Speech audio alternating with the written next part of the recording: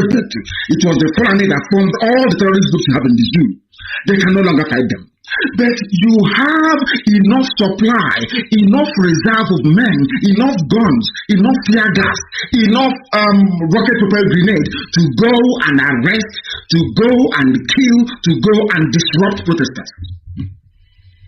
This is in a country that presupposes that it is a democracy. This is in a country that, would like the world, or should I say in a zoo that would like the whole world to see it as practicing constitutional democracy. People came out, ordinary protests. You've heard about violent protests happening in America. Violent protests, toppling of statues and everything all over the Western world. Nobody has been arrested or charged. But in the zoo, in the darkness of Africa itself, once you come out on the street to protest, you are done for. And they were arrested. I will tell you, over 40 Revolution Now protesters arrested in Abuja as military personnel patrol the city. Military personnel. The same military personnel that is needed at the war front in Borno, the same military personnel that should be in Adamawa, the same military personnel that should be in southern Kaduna. No, lo and behold, no, they're not fighting terrorists who are killing people. They are busy in the townships looking for people carrying placards to arrest. And you're telling me that you are a human being. You are a conscientious human being. You have reason, you can think very well. And some of you are the animals that you are in a zoo, which is the reason why black people all over the world, not only are they suffering, they are the poorest region in the world. They are the least educated. They are the most poverty ravaged in the whole world. They are the ones who are begging to be enslaved. A people without shame. All of you are there. The army left the war front, the army left southern Kaduna, but they went to Abuja to go and arrest people who are protesting for better living conditions, people who are protesting for you to have electricity. They are protesting for you to have running water. They are protesting for you to have decent education. They are protesting for you to have good hospitals. All of you are there sheepishly. Who are the people in the army? Sometimes we talk about the army and the police as if they are from outer space. They are your fathers. They are your uncles. They are your brothers. Some of them are your sisters. Some of them are your aunts.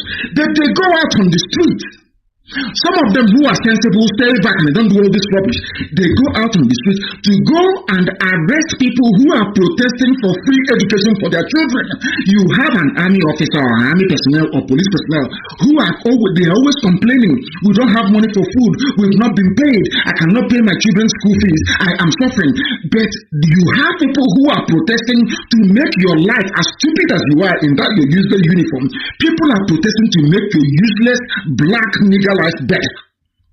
You go and you arrest them. You lock them up without trial. You abuse them. The pictures are everywhere, and I want it posted on my page so that the whole world can see it. What I'm asking is, are those people carrying those guns, those AK-47 they never manufactured? Are all of you carrying tear gas, the launchers and the canisters? Are you not human beings? Have you ever sat down to ask yourself? Of course, some of them are historical. They don't know anything about history. They don't have any brain. They cannot reason very well. Some of you have forgotten. Some of you have forgotten that communism collapsed in Soviet Union because the soldiers refused to open fire on the masses. Some of you have forgotten this. Some of you idiots in the zoo supporting one Nigeria. Some of you Neanderthals. Some of you retards that cannot listen very well. You have forgotten that it was the failure of the army to engage ordinary citizens that led to the collapse of the dreaded communist party you had in Soviet Union. You have forgotten. But in Africa, you have idiots who are in uniform. Somebody, I can't be, for the life of me, sometimes I keep wondering the type of brain that black people have. You are a soldier in a zoo called Nigeria. You don't have electricity. You can barely afford to survive. Your mates are being slaughtered at the war front. There is no gratuity, there is no pension, you have nothing. The one that spoke out against the very shambolic treatment the soldiers at the war front are receiving is in jail. All of you kept quiet.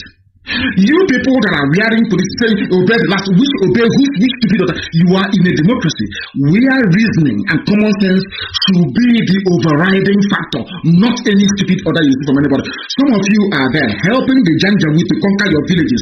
As you're busy suppressing people who are fighting for your freedom, their own terrorists are busy in your village raping and killing. And some of you in this uniform, you cannot reason, you cannot think properly, you cannot articulate a way out of your miserable existence in this room. Now you understand it. Some of you, you wake up in the morning, you wear that your stupid, be it army uniform, police uniform, or what is it called again? The civil defense uniform. You are going out to persecute people on behalf of people who are looters and criminals. You are going to persecute people who are fighting for your freedom. You are going out to shoot and arrest people who are fighting for a better life for you and your children tomorrow. Tell me which greater idiot is there than you? I have said this before and I will say it again. Everybody in the army, in the zoo, you must resign and leave. In that same army, you have Hausa people who are there. You Hausa man or Hausa woman who is in the army. Let me ask you a very simple question. The same stupidity you're exhibiting today by fighting those who are fighting for freedom was what your ancestors did. That is why today you don't have any Hausa man who is an emir. You have no Hausa governor. The same stupidity. I don't know what is wrong with Hausa people. You are so dumb, you're so foolish, you never learn. The same Sokoto you have today used to be called Gobe. It was your land. The Fulani took it because the same stupidity you're exhibiting now, you exhibited today in Abuja, was what your ancestors did against their kings fighting Fulani Janjaweedism. You fought on the part of Fulani. Look at your life today. The same mistakes you made in the past, you're repeating it today. I don't know why you fools can never learn. I don't know what is wrong with the brain of an Hausa person. Hausa can never reason. Does it mean you people like to be slaves? I'm asking you, does it mean you want to be slaves? They use that religious coloration. They use that Hausa, Fulani nomenclature to deceive you. To turn your brain upside down. You wear a uniform. You are arresting young people who are protesting to make your lives better. How stupid can you be? How foolish. Do you think they're fighting for themselves? All those people you're like, okay, lie down, you're flogging them, you're punishing them. Do you think young people who are protesting to make your lives better? How stupid can you be? How foolish. Do you think they're fighting for themselves? All those people you're like, okay, lie down, you're flogging them, you're punishing them. Do you think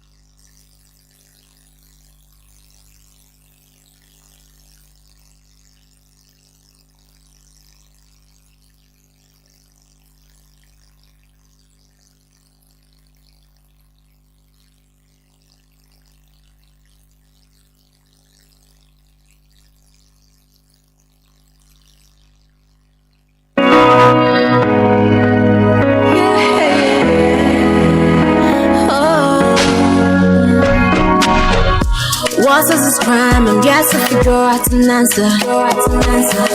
But if it's freedom and they say it's a crime, never mind fighting for it, yeah. I will never bath and I lead. It's gonna lead to my end. Wherever it curls, hit to the core, no matter the curse, yeah. Free Mazi and Nnamdi Kanu, our freedom fighters worldwide, languishing in prisons and cells for no jails cast. Free Mazi and Nnamdi Kanu, our prisoners of conscience. Freedom, oh, freedom for all is what we are asking for, yeah. It's been so long, but yet to figure out an answer. A prisoner of conscience, voice to the voiceless, freedom fighter, yeah. He's not her, he's not harassment, not a bandit. It's time to free him now, free him, yeah. Free Mazi and Nnamdi Kanu, our freedom fighters worldwide, languishing in prisons and cells for no jails cast. Free Mazi and Nnamdi Kanu, our prisoners of conscience. Freedom, oh, freedom for all is what we are asking for, yes. Oh, is what we're asking for, yes. Freedom, oh, is what we're asking for, yeah. Free, from Mazi and Nnamdi Kanu, our prisoners of conscience, yeah. Free Mazi and Nnamdi Kanu, conscience, and self, for no jails cause. Free Mazi and Nnamdi Kanu, of conscience, freedom,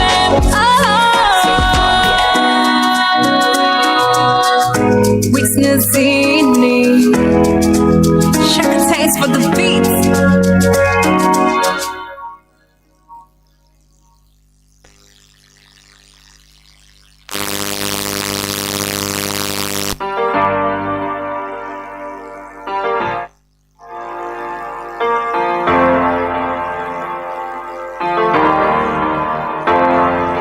There is a nation in the east, the people of the rising sun, so blessed and danced. People rich with culture, people rich with history, people so industrious, Umuchuku Kanibu, we are hated for who we are, for where we come from. I pray I will understand.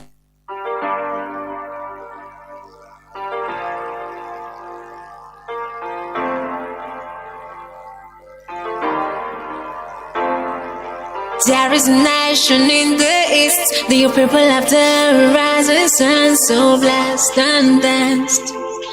People rich with culture, people rich with history, people so industrious, Umuchuku Kanibu, we are hated for who we are, for where we come from. I pray I will understand. We are fighting for our freedom. We are fighting for everyone. We are fighting our just cause. We are fighting for more land. There is a country in the east, the people of the rising sun, so blessed and danced. People rich with culture, people rich with history, people so industrious, Umuchuku Kanibu, we are hated for who we are, for where we come from. I pray that you'll understand. We are fighting our freedom. We are fighting for everyone. We are fighting our just We are fighting for more than land. We are hated for who we are, for where we come from. I pray I will understand. We are fighting for our freedom. We are fighting, so I know someday we will free one day. Freedom is on the way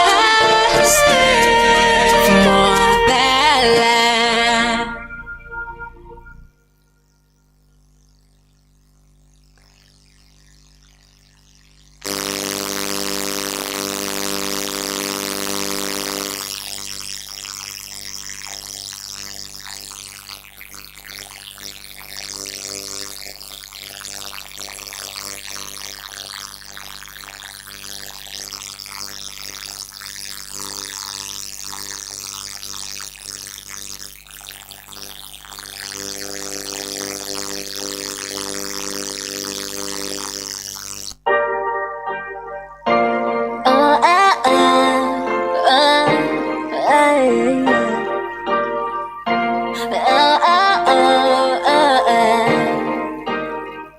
We waited patiently, thinking that we're gonna see them. But then I asked God, when will let us end? I mean the killings of his people. Then he said, things gonna be alright. Then he said, things gonna be alright. Be alright.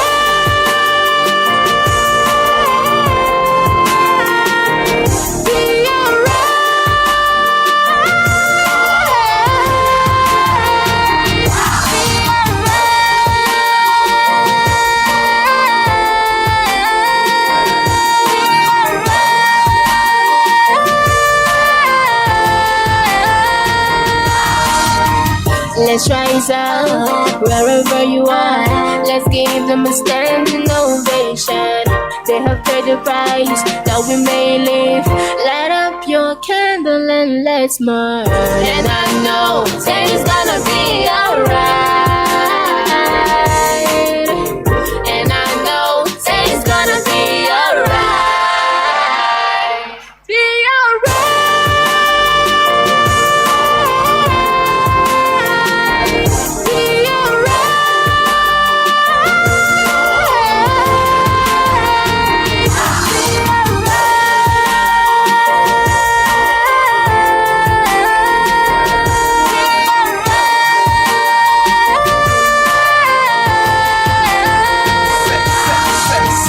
Patiently waiting, might they never go. Yeah. Steady anticipating, like they're gonna go.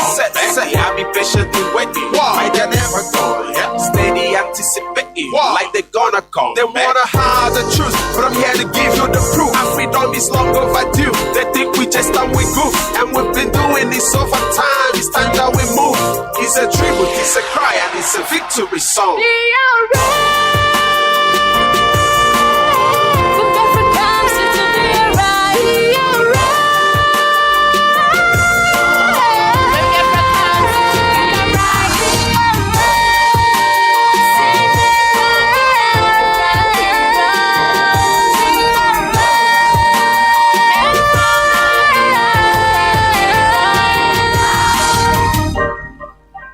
Singing for Biafran heroes and for our Biafran heroes.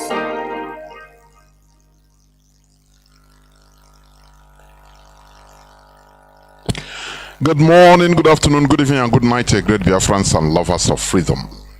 This is Radio Biafra HAUSA-SERVICE coming to you through Radio Biafra London. My name remains Mazi Chinedu from Olu province of Biafra land. We are here live and direct. Today is the 4th day of October 2023. Tatabo Obochi Orie.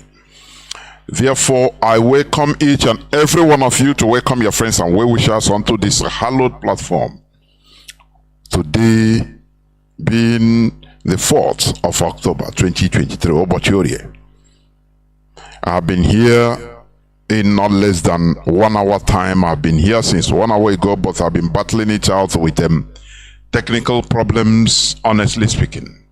That is the reason why I am 30 minutes late. But nonetheless, we must continue because we will never stop. There are many things, many attacks we are receiving on our radio, but we must never quit because they want us to abandon. They want us to go with annoyance, but no way. Maybe as I've been here, after I say, no, this thing don't tire me. Me, I know they do again. Now lie, we come here. Mazi Nachi say, now here we go, mo. Where will they go? We have no back to go. So any person that wants us or is trying to force us to go back, where is the back now? We have no back. We come here. Therefore, once again, I welcome each and every one of you, Mochineke, onto this hallowed platform. Today being the 4th day of October 2023, I keep on repeating the date so that people will understand that we are live, here live and direct. Because sometimes people will be inboxing, Mazi, are you live? You listen to the date. Today is the 4th day of October 2023. Our leader is Mazi Nnamdi Kanu, a prisoner of conscience. He is there in the Nigerian secret police dungeon because of no crime of his. He is suffering for you and I. Do you understand? Therefore, we will never back down. Mazi Nnamdi Kanu, remember, has been pronounced discharged and acquitted by the Nigerian appeal courts on the 13th day of October 2022. Remember that date, 13th day of October 2022. Whether I am having some static in my, let me see. I hope my voice is coming out clear. Let me see, let me listen to my own voice via our application in order to know. No, my voice is crystal clear. I've had it. Therefore, we have no cause for alarm. We must continue in preaching this gospel. As I was saying, remember this date is a date in history. 13th day of October 2022. It is a day the Nigerian appeal court pronounced Mazi Nnamdi Kanu, our supreme leader, discharged and acquitted. And not only that, that he should never be tried. He should never stand trial in any Nigerian court. And because he committed no crime. Instead, he should be compensated because he was extraordinarily renditioned. His human right was ridiculed. And remember, Mazi Nnamdi Kanu was traveling from Kenya. He was renditioned from Kenya to Nigeria. Remember, he was holding the British passport.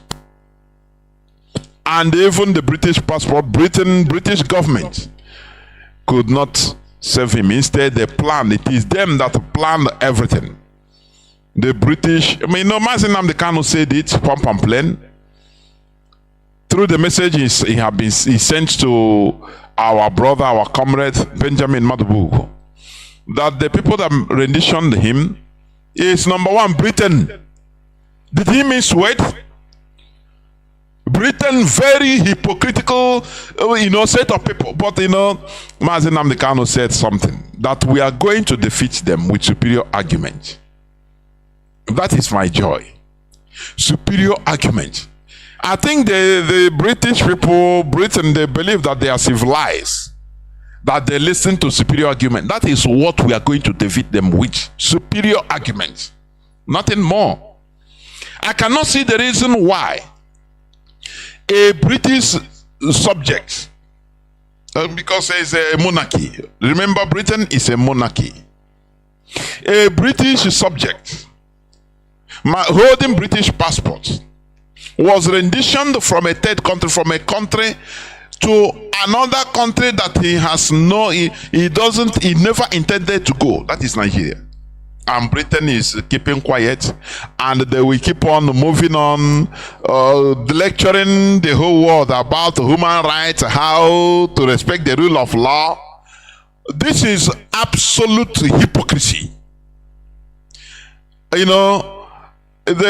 Because they are powerful, they believe that we are gullible. We still remain that gullible and useless Africans. No, IPOB, we are not.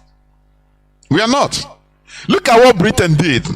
They just released the declassified documents. They declassified the documents about the role of Israel and Russia in defeating Biafra. You know what they do that? Why they do that? It's a psychological attack to make us feel that these people maybe let us not ally with them, because they, after all, they killed us. They helped in killing us during 1967 to 70 war. They believe that we are stupid, that we don't advance mentally. No, that is their belief. After all, we are black people, we don't reason. No, we reason, Britain. Your psychological warfare and all what's not can never... Remember, what I used to say here, the best thing Mazi Nnamdi Kanu has done for us, and the worst thing he has done for Britain, the nightmare he has set up, let me put it like that, is assembling people, Biafrans from all walks of life all over the world. They don't understand what this thing means, I'm telling you. Had it been Britain as smart as they want the whole world to believe, that early time Mazi Nnamdi Kanu was doing this, arranging family, gathering families, people that are scattered all over the world, gathering them. Both a Buman, former Haina, Mandi, or Mandi. You don't know the people in this struggle. People that have passed through different ways of life and walks of life and survive. You don't know. Had it been Britain was smart, by that time Mazi Nnamdi Kanu was broadcasting from that little place in Peckham in England, in London. They would have spread their poison and killed him quietly, like they killed Bob Marley. Maybe he wouldn't have succeeded in arranging a worldwide family of this magnitude. But they didn't do it. You understand? Not they didn't want to do, but they couldn't do it.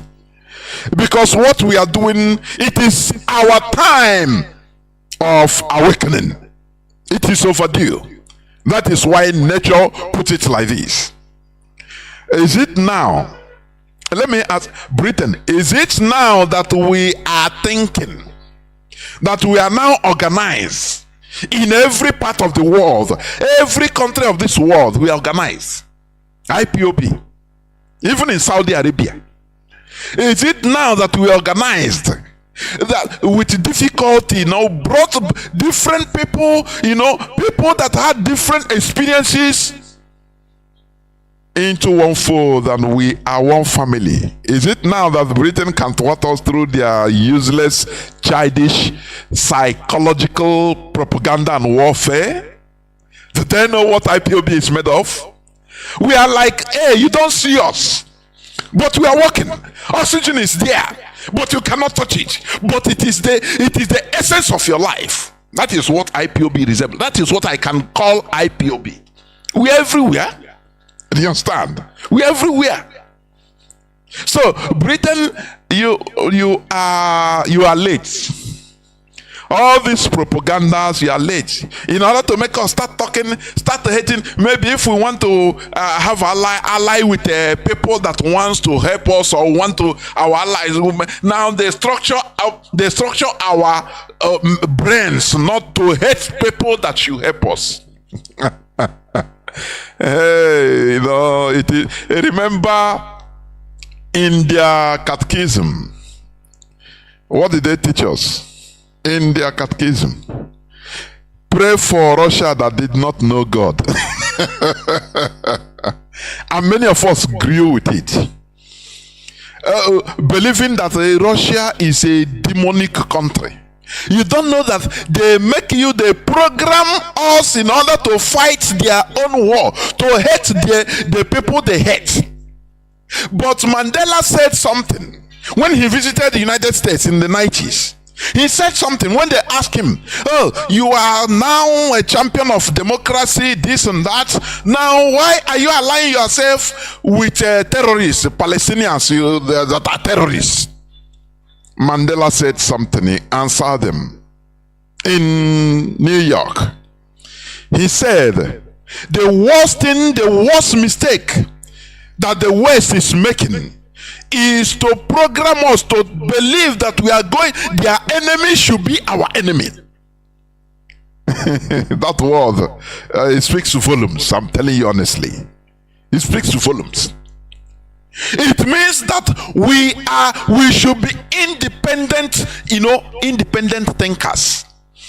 Not every time, the Europeans, they know what is best for us. If you understand. And the EU parliamentarian, or a leader, I don't know the name of the lady, she said something sometime, last time, that Africa, riddled with poverty, but they are growing demographically. That is, the population of African, sub-Saharan Africa is growing. Too much. Too much for Europeans. That it is a threat. That the population growth of Africans is a threat to the Europeans. I don't know. Africans, don't you understand the menace, direct threat that they represent? And you see our so-called elites. They are zombieing. After all, very selfish set of people. They know that is a threat. But they know that they say, after all, anything the Europeans are doing to Africa, it doesn't concern them. After all, they have they and their children, they have foreign passports, they have mansions in Australia, in Europe, everywhere. So they are not, no matter that they are black, but they are the elites that are above whatever a plan. Instead, they will be importing their drinking water. They use their private jets to shuttle, go outside and buy ordinary water and come back. They will not drink waters that are being sold for ordinary people in the streets. Do you see the selfishness? But that is why they neglect all these words. You understand? That Africa population growth is too dangerous, is a danger to Europeans, to EU. And Africans are keeping mute about this. They are not doing anything. This is supposed to steer,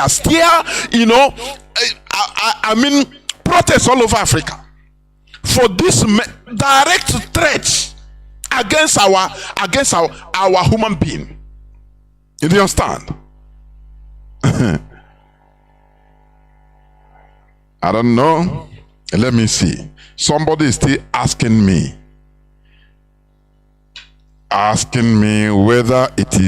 whether I'm repeating. Let me see.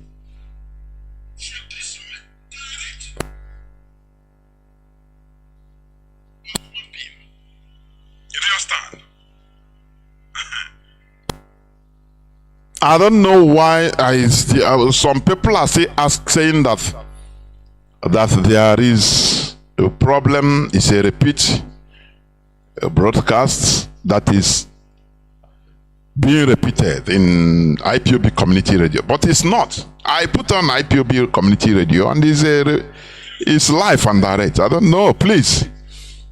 Please, if you are experiencing any difficulty now, maybe it is from your location, not from IPOB Community Radio, because it is sound now. Please, everything is going on good.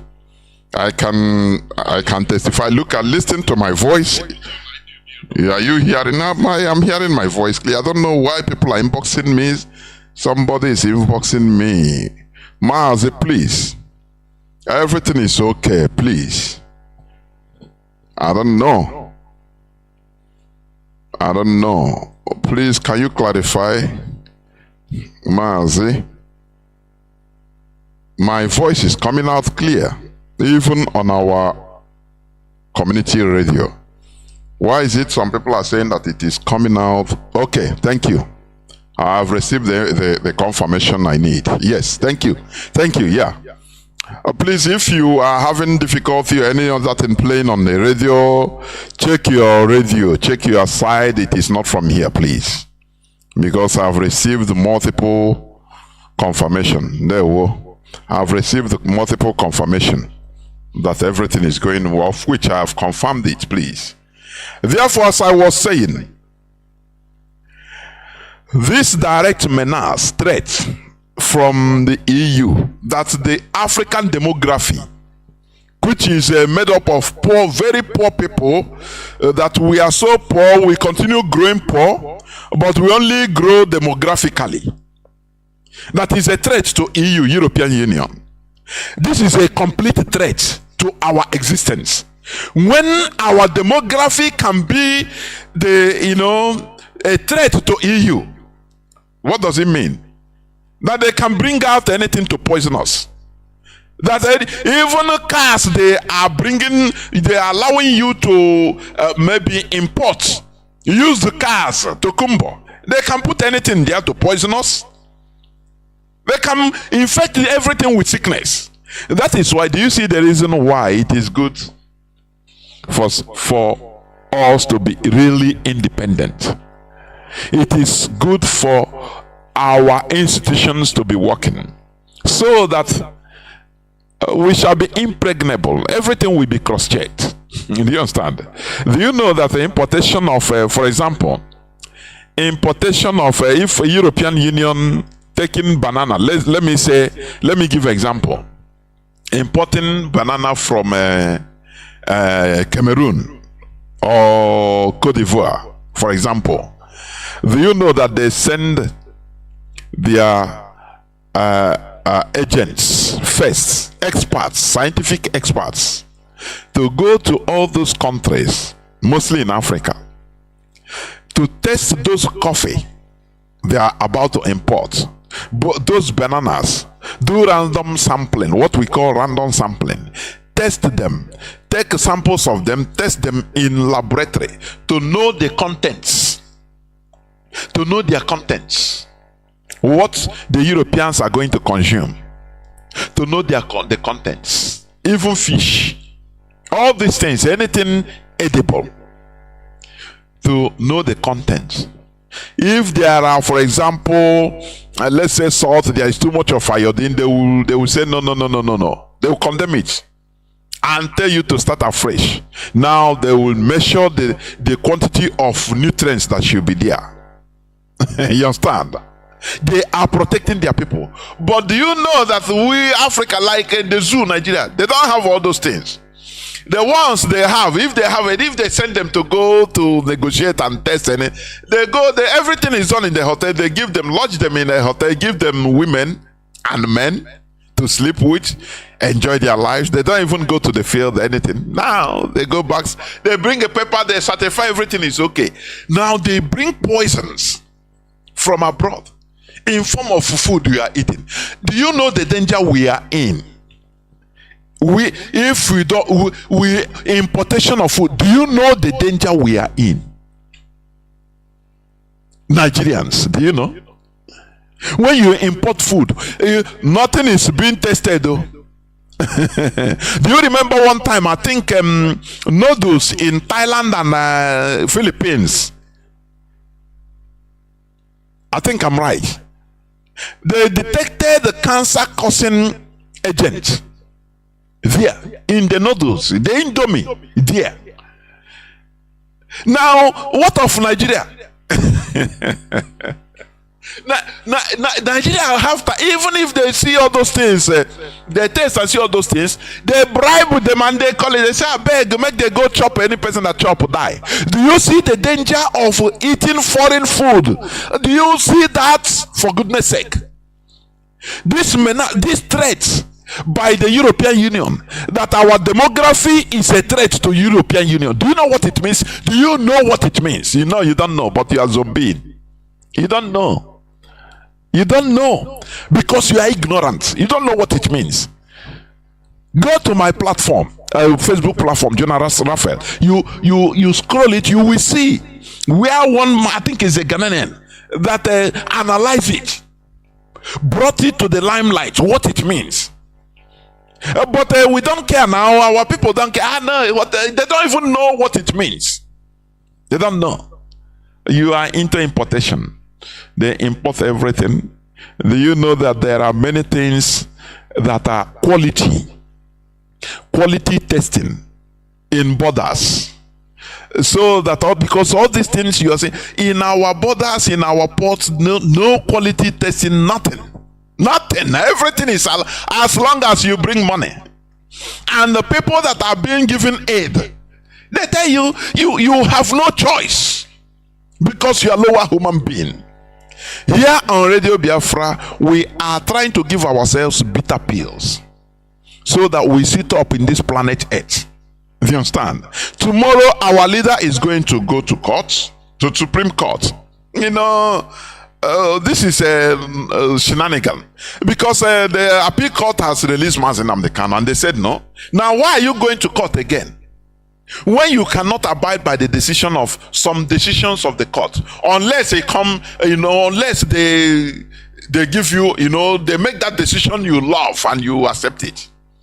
Does it make you a country? The answer is no. Our leader is going to court tomorrow.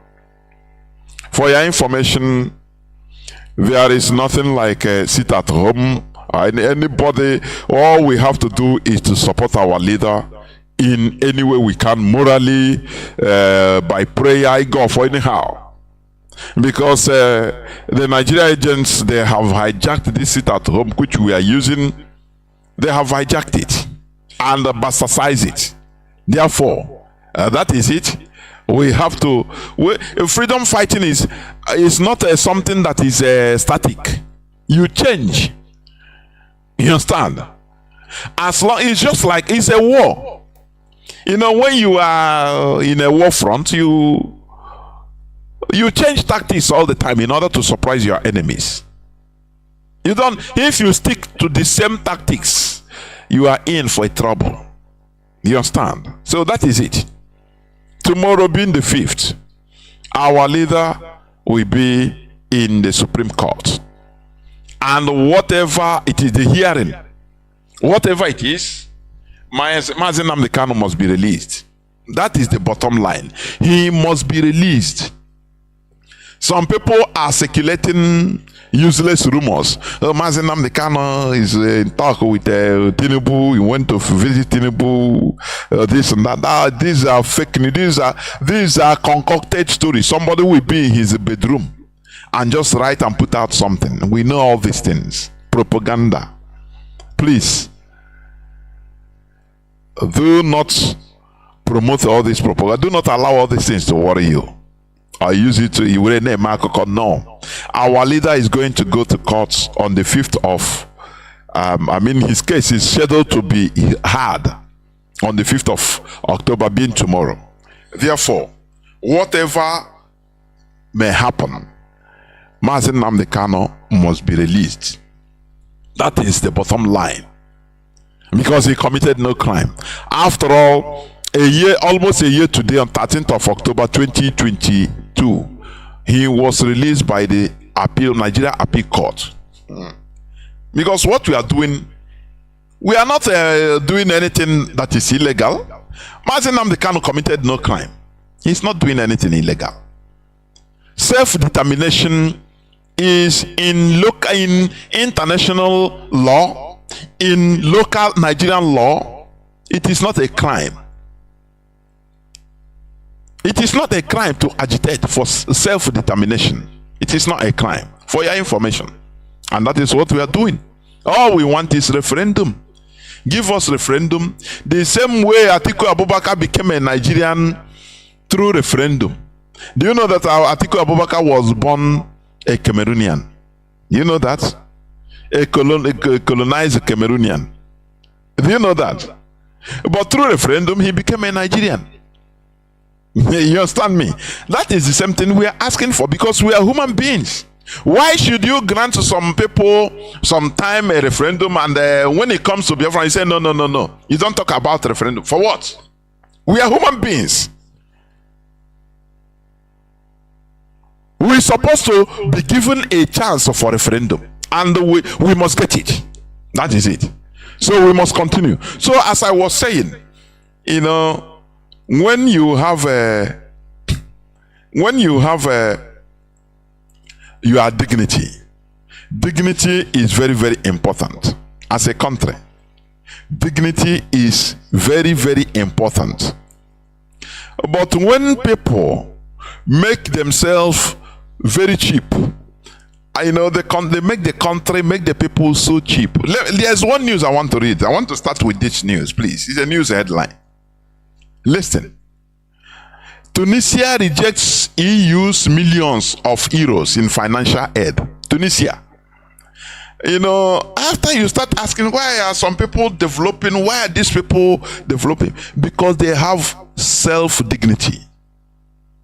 I will read a bit. Because we need to, it's a news of, I think today, yesterday, 2023. Tunisia, a country in North Africa. They rejected the EU millions of euros in financial aid.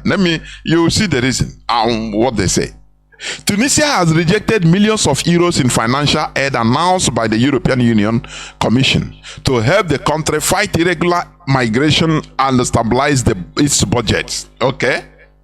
Tunisia and its people do not seek sympathy. That is according to the Tunisia and its people do not seek sympathy, but rather reject it if it lacks respect. Tunisian news agency quoted President Kais Saied as saying at a meeting with Foreign Minister Nabil Amar on Monday evening. Are you hearing it? These are people that have dignity. I will continue. They say they don't seek sympathy. You understand? But rather reject it if it lacks respect. If that money they are given lacks respect, they reject. Do you see the difference between Ndioji and Ndiocha? Do you see it? Tunisians now are mostly Ndiocha. You know, they claim to be Arabs, but historically, Tunisia was a black African country. Before, black African nation. Before the invasion by Roman Empire or during the Punic Wars, and many of them, and after even the Arabs. So what you see today as white people in Tunisia are Europeans and Arabs that have now displaced the black people, killed many of them. You can only see the black people now in some of their southern regions, southern part of Tunisia. That is where you see the black indigenous people. Are you hearing me? Do you see the reason why you see these people, they have that money? Their politicians can collect it as Nigerian politicians and share it among themselves. But they say no. They say Tunisia and its people do not seek sympathy. Even if we are suffering, we don't seek sympathy, but rather reject it if it lacks respect. That is it. You understand? Can Nigerian politicians say this?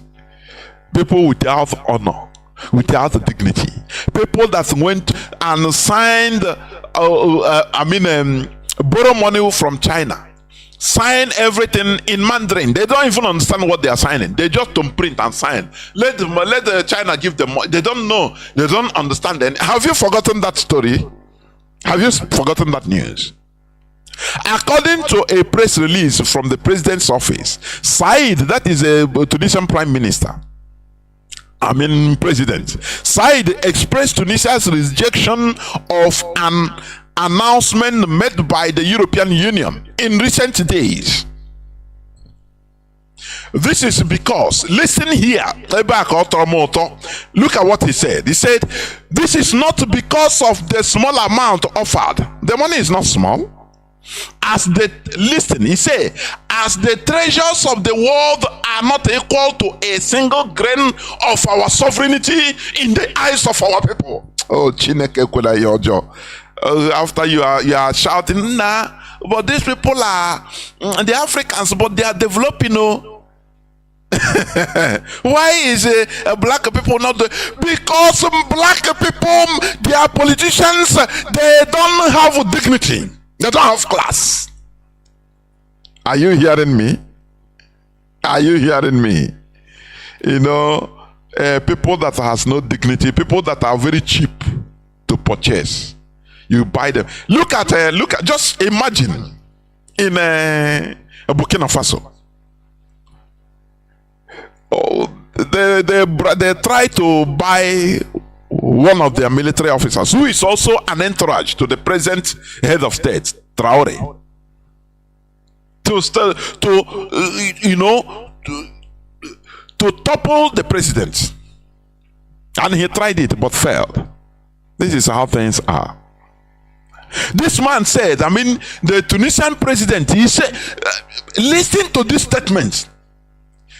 The treasures of the world are not equal to a single grain of our sovereignty in the eyes of our people. Can Nigerian president say that? Can he say that? Rejecting 127 million euros. Do you know what it means? Do you know how the Nigerian politicians will grab it? It doesn't matter the condition. That is why you are suffering. Because you have no class. You have no dignity. You have no honor. You understand? That is why you are controllable. You are controllable. They position you as slaves, using the European agents, the Western agents, to be on top of you in the name of democracy. And you see so-called intellectuals are defending all this rubbish. Which way is Africa? Sonny Okosin sang a song. He said, which way Nigeria? But now I'm asking, which way Africa? Which way? Until when are we going to be looked upon as people without honor, people without dignity, people without class? And listen to what President of Tunisia said, and rejected the money given to them as aid. Something that any other black African like Nigeria, we welcome on there. He said, no problem, sign anything and collect that money. Because you don't have a class, you don't have honor, you don't have dignity. He said, the treasures of the world are not equal to a single grain of our sovereignty in the eyes of our people, which means Tunisians are proud of their country. It doesn't matter, even if they have economic crunch, they don't care. They are sovereign. Bring the whole treasures of the world is not equal to 1 grain of their sovereignty. That is a very, very big quote. Retain it. It will do you good. Retain this quote. Treasures of the world not equal to a single grain of your sovereignty. How many of you can say it with pride? When Mazi Nnamdi Kanu, he mounts on the podium, he will say, we are unbribable, we are unbuyable. Do you know what it means? No, you don't know. Once you are being cornered and called by any even local government chairman, hey,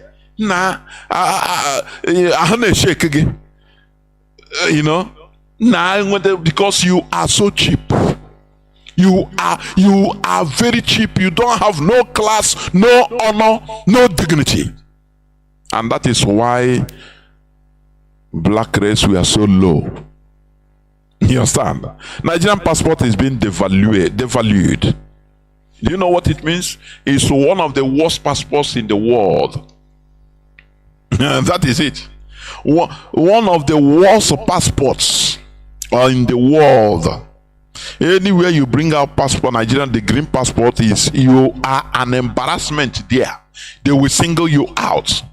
I had the reports that what is going on in Ethiopia, in other places in Africa even, and every other part of the world.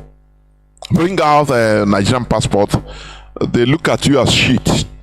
It doesn't matter that you are not a criminal. Since you were born, maybe you never committed a crime. You are legitimate in what you are doing, but your passport makes you a criminal. Do you see the reason why I say without us there will be no you? That is why we need to fight for us. We, not I. Your I doesn't mean anything. If you want to be a billionaire, get anything. Look at Dangote. Dangote doesn't travel with a Nigerian passport. Do you know that? Do you know that? Black people, many black people don't reason. I am telling you honestly. Otherwise, we will look for our collectivity to build, the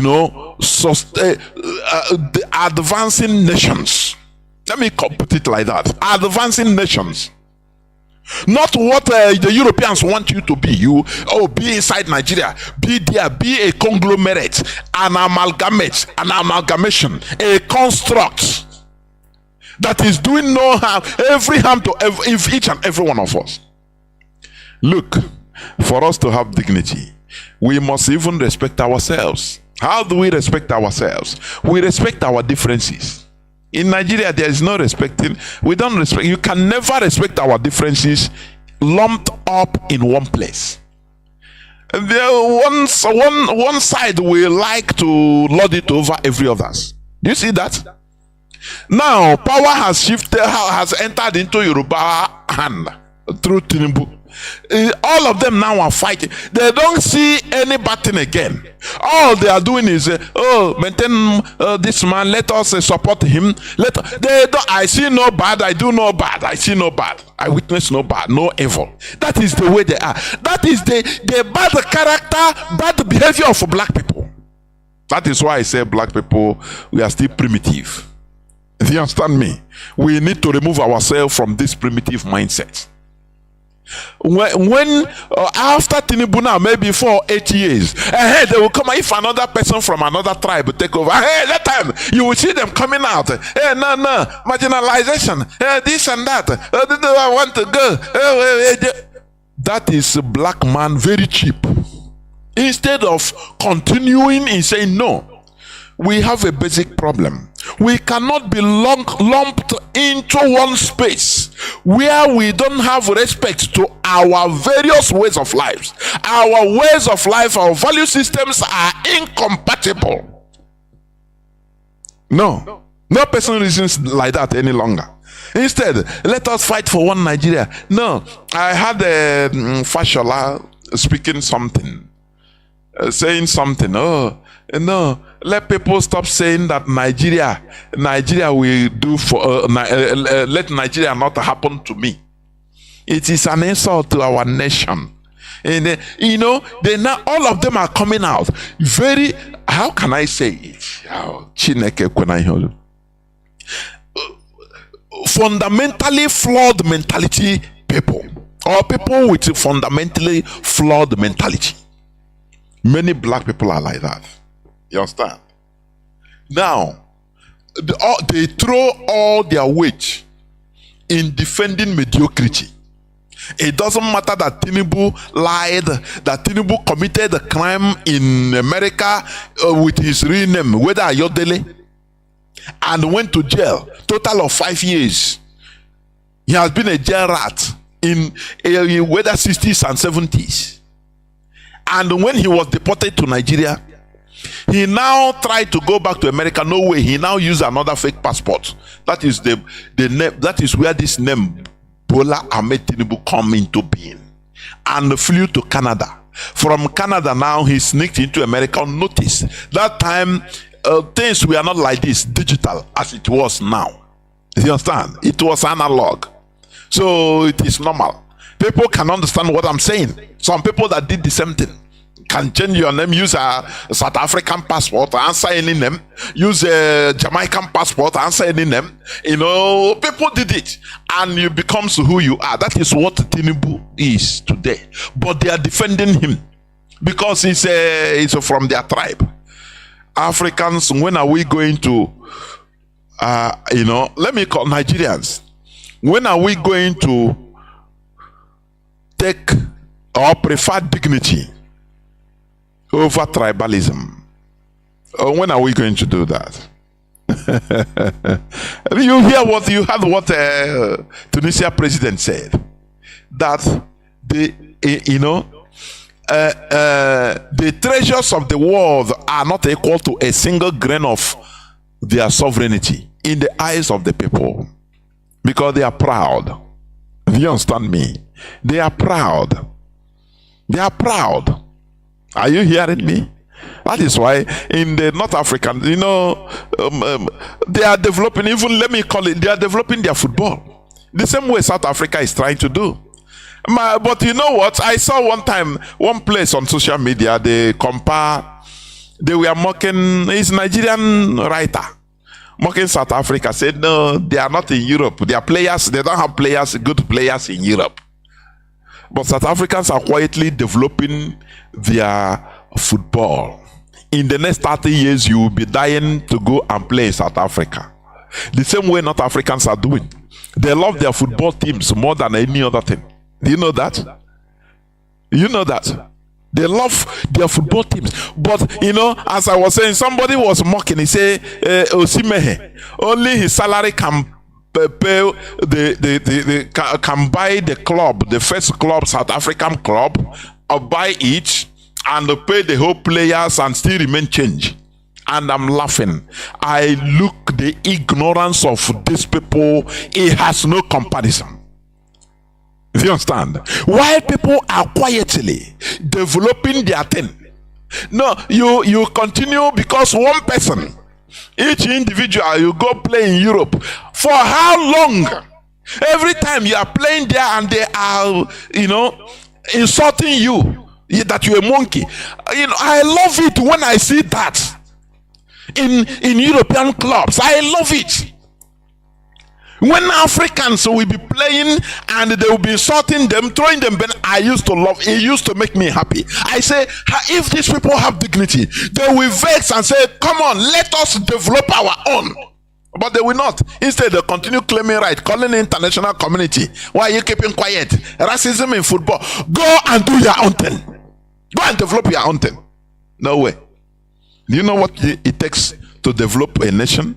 To develop things? Do you know the sacrifice that is needed, that is made? You can't make it. You can't make it. Look at our only 10 years of agitation. Many people are already downcasted. Mazi Nnamdi Kanu no there now. We know they see any action now for streets. We don't know what the DOS now. Wow. Nah, they're confused now. I don't know. Nah, nothing they happen again. Because you are low. Do you know what it takes some countries to develop, to be where they to be on the right road they are in today for development? Do you know what it takes? Do you know? I say, didn't I grandmother here na home no zonta or diochi. Even when you get I like you understand? That is the problem we have. That is why we develop that appetite for already made, because many of Africans are lazy. They don't want to undergo that stress of development. Oh, you want to go to Europe? If they tell you what they pass through, both killings, death, different things, a sacrifice they have to make in order to arrive where they are today. But you said, nah, leave. Let me go shortcuts. You like shortcuts. That is why you are deceived. And that is why religion is flourishing in Nigeria. Because they love shortcut. Where you open mouth and command and they say, power, power. Missile will come from heaven and destroy your enemies. Very short, very easy. They love it easy. Everything is easy. Now, the people that are spending their time building missiles, sometimes the missile will accidentally discharge and explode and kill many of them, but they continue. Do you know sending, satellite into the atmosphere, into space? Do you know how many people it killed? Do you know that? Do you know how many? One time, I think 1997, 98 or 99, something like that, thereabout. One, this thing, spacecraft, American spacecraft, NASA spacecraft, coming from space into the atmosphere. He exploded. I watched it live. I say live. CNN was showing it live. I watched it. Exploded with whether how many astronauts inside. All of them, he exploded into pieces. Into pieces. I don't know whether even they recover any of their flesh. Whether 6 or 8 of them. I've forgotten the number. But did it discourage them? The answer is no. Others are prepare and continue. Do you know how many billions of dollars it took them? They continue. Now, after building all these things, sacrificing, now you want them to give it to you just like that. Just like that. And you blame them. People without dignity. No dignity. Look, just take example from the Tunisian president. He said they are not ready to collect no aid. They don't need that type of aid without respect from European Union. They are neighbors, yes. They are neighbors. He said we don't need it because European Union want to use them. Because in my European Union, they are very trickish. They will go and give money to all those border towns, border countries, Libya. Sponsor them to be killing migrants that are coming from there. Say, if you see them in desert, kill them. Africans that are coming, kill them. You don't know that Europe is sponsoring them in order to do that. And they will come on air. They are the people that will come on air to play lip service. No, we are aware of human rights abuses in Libya, in Morocco. They are deporting Africans in the desert. It's not good. We shall see now how it happens because but they are the people sponsoring it. Tunisia said no, we cannot take this your rubbish aid without respect. Do you see that? Imagine it is Nigeria. But I say, when you look at something, just watch. Open your internet. Just watch Nigerian senators in the city. Just watch them. You know, Colin Powell one time, he said during his time, I think he's late now, Colin Powell, the Secretary of State, former Secretary of State, I think he's late. He said sometime that time, he said every Nigerian looked like a criminal. I think it was during an Obasanjo regime. And when you look at it, it's true. Just look at all these politicians, all these Nigerian politicians, senators, look at them sitting. Watch them, their body language, everything. You see criminals in sitting places. You will not even understand which kind of but you are seeing criminals. You will feel it that these are criminals. All these things are what is being watched by international community. When they see you with Nigerian passport, they are looking at you like they are looking at all these politicians as criminals. Last time, the Senate President Akpabio, what did he say? He thought that the microphone is off. He said, "Gentlemen and ladies, money have been transferred into your accounts, various accounts, to help for you to aid you in this recess, recess we are having." You understand? Now, when he was being told that, "Oga, Mike Deo, journalists are listening. You are live on air. He said, no, I retrieve that word. You see them, they are politics, they are criminals, they are killers. Just watch them. Just only, when you watch what I'm giving you an assignment, you that is listening to me. Watch Nigerian senators. Zoom it. Watch them, their sittings, their photos, watch their faces, watch their behaviors. Tell me who you see. You cannot even say, this person committed this crime, but you feel that these people are criminals by me looking at them. They are not there to work or anything to better the country. No. They are simply criminals. Now go to some place like, for example, American Senate House. Zoom them. Watch them. You will see people that are really, they are not sitting with their ass firmly on the ground. No. Why? People that are under pressure from their people to work. Do you understand? But in the Nigerian own case, you see people that are relaxed. Senators that are relaxed, politicians that are relaxed, they have succeeded in making sure, dividing, sharing the wealth of Nigeria among themselves, the politicians. So they are relaxed. They are people that are in total control, just like kings. In a monarchy, a king doesn't have any problem because that he is a king for life.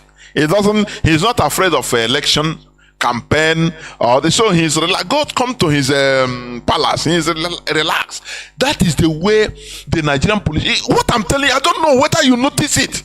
These are little things you observe. Anytime I look at them, I become annoyed. You see them that they are relaxed. They are relaxed because they are in total control. You understand me? They don't have anything to worry about. The people are under their foot. 200 million plus people are under their foot, few of them, so they are relaxed. But go to other parliaments, like even in English parliament, American parliament, Italian parliament, you see them. You see people that are under pressure by the people. They are afraid of making any mistake. He said, they don't express it, but it's on the body language. Even their photo says it. The way they speak says it. People that are pushed, under pressure by them to do the right thing. But in the Nigerian own case, you see criminals that are relaxed. They have put everybody under their foot. So what can you do? If you talk, they bring out the agents are there. So boy, tell them, say na Igbo man, let them not allow Igbo man to let them look Igbo man. Now we na Yoruba, so let them carry their wahala go. Now they will spread that. They have agents. Once they spread that propaganda, now the people will start fighting themselves. They relax. If that one didn't get this, they say it's religion. Tell them, we have to protect our Muslim brothers. So these are Christians. So I beg. And they relax. People are killing themselves and they are relaxing. That is the way Nigeria has been structured. And that is why the people are in a zombie-like situation. The people, dead bodies. It is not easy. You understand me? The only way is what we are doing. Are you understanding what I'm saying? Let me go into, because I don't want to talk much today. I don't want to talk much. As you may know, I'm not as regular as before, but I promise in no distant time, I will be more, be coming out as usual. I am telling you. So we must continue what we are doing. So let me go into other news headlines. Now, I want you to everywhere, the news is about terrorists, kidnapping, killing. Okay, I will come there. There is something. Okay, suspected terrorists kill 3 residents, abduct others. Where is this? In Sokoto. Are you hearing me? I want to land somewhere. Suspected terrorists kill 3 residents, abduct others in fresh attack on Sokoto. When they say kill 3, no, add 0, that is 30 minimum. You understand? These are indigenous people in Sokoto in the north. Are you hearing me? Okay. Now, in another situation, this is October 4, today's news. Terrorists invade, abduct 5 female students of Nigeria's Federal University in Katsina, in the north, in Katsina. Are you hearing me? Terrorists. And who are these terrorists? The people they call bandits. The people they give baptize them, give them these bandits. Sokoto, Katsina. Another one. How kidnappers, Fulani gangs terrorize the Kwara state communities, claim several lives of residents. October 3, 2023. He give a report of Kwara state. You understand? They call it, Kwara state, a southwest region. They now put it become north central region because of the conquest of Fulani.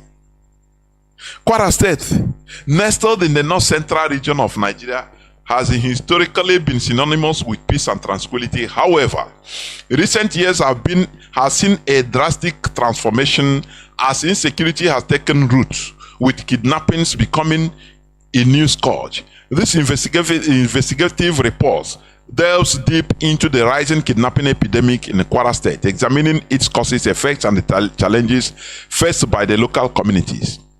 Kidnapping has emerged as a grave concern in Kwara state, with criminal groups wreaking havoc on the lives of its residents. The perpetrators typically target victims for ransom, plunging families into agony and uncertainties. He's talking about the insecurity in Kwara, which is supposed to be southwest, but it is not. It is not Biafra land though. Okay. The catalyst for this surge in insecurity can be traced back to the series of events in late 2020 and early 2021. The crisis in Ibrakba, a neighboring area in Oyo State, sparked an influx of criminal Fulani gangs. They mentioned Fulani gangs into Kwara state. These criminal elements have ruthlessly attacked agrarian and pastoral communities, leaving a trail of terror in their wake. Are you hearing it?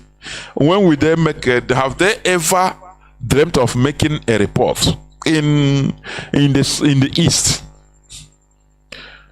Can they even have the audacity to call Fulani as attackers? Have you?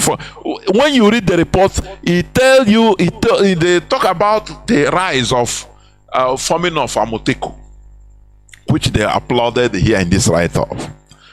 But when we do what others did, Mazi Nnamdi Kanu formed the Eastern Security Network. In response, it is a child of necessity. In response to the inability or incapacity of the southeastern politicians in order to resist or to form something to resist the incessant Fulani terrorist attack in our farmland. All hell broke loose. It was that time after ESN that now Dave Omahi and co, all of them say, okay, they'll have to find they formed what do you call that Fulani group? What is the name again? Sorry, can somebody emboss me the name of Ebubago? Yes, They formed the Bubagan. They formed the Bubagan. They didn't form it to counter the Fulani terrorists. They formed it in order to counter ESN, kill innocent people that are fighting against our invaders. For you to understand how these politicians in Igbo land, I say it, once you are under a foreign control, you are gone. I am telling you honestly. Once you are so-called politicians or political elites are under foreign control, they manipulate them, control them, you are gone. The Fulani has been unleashing mayhem on our people. We started crying, telling these Igbo governors, from all the Ometeku they have formed in order to protect their people in the farm. Why not form your own? They said it several times. Obiano said no, it's not. He trusts the Nigerian police. After all, Makban Mietiala is part of his government. That is Fulani headsman. Is part of his cabinet. All of them, they were terrorized into accepting, saying openly that no, they don't need to form any security outfit. No, they're okay. And every day, our people are being slaughtered in the farm.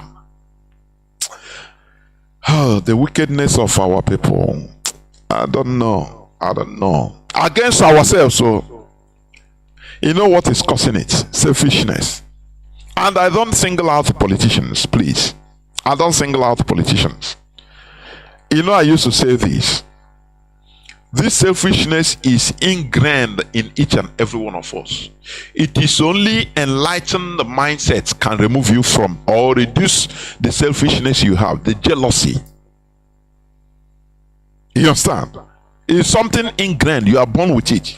I am telling you, it's in every human being, but our own is much highly elevated. That is why it doesn't matter. You see, somebody like Uchemofo that formed, helped in even organizing IPOB. After everything, when he fall out, he start talking to destroy IPOB, calling Biafra, I-Punk, calling different names. That is that selfishness. If you bring it down through enlightenment, that one is okay. But a provocation can also bring it out.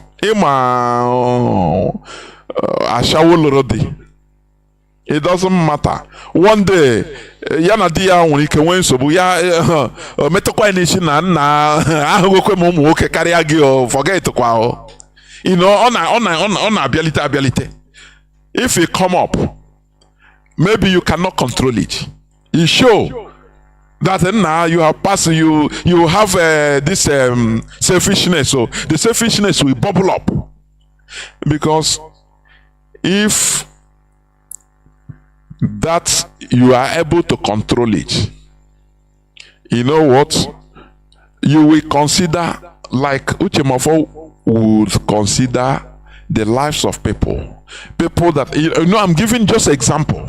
I'm not preaching Uchemofo today, please. I'm just he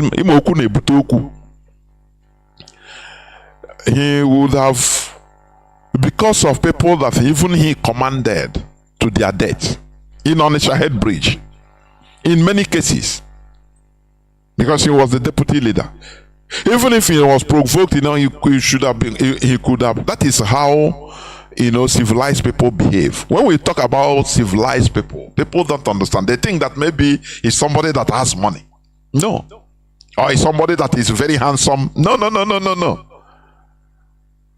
You understand me?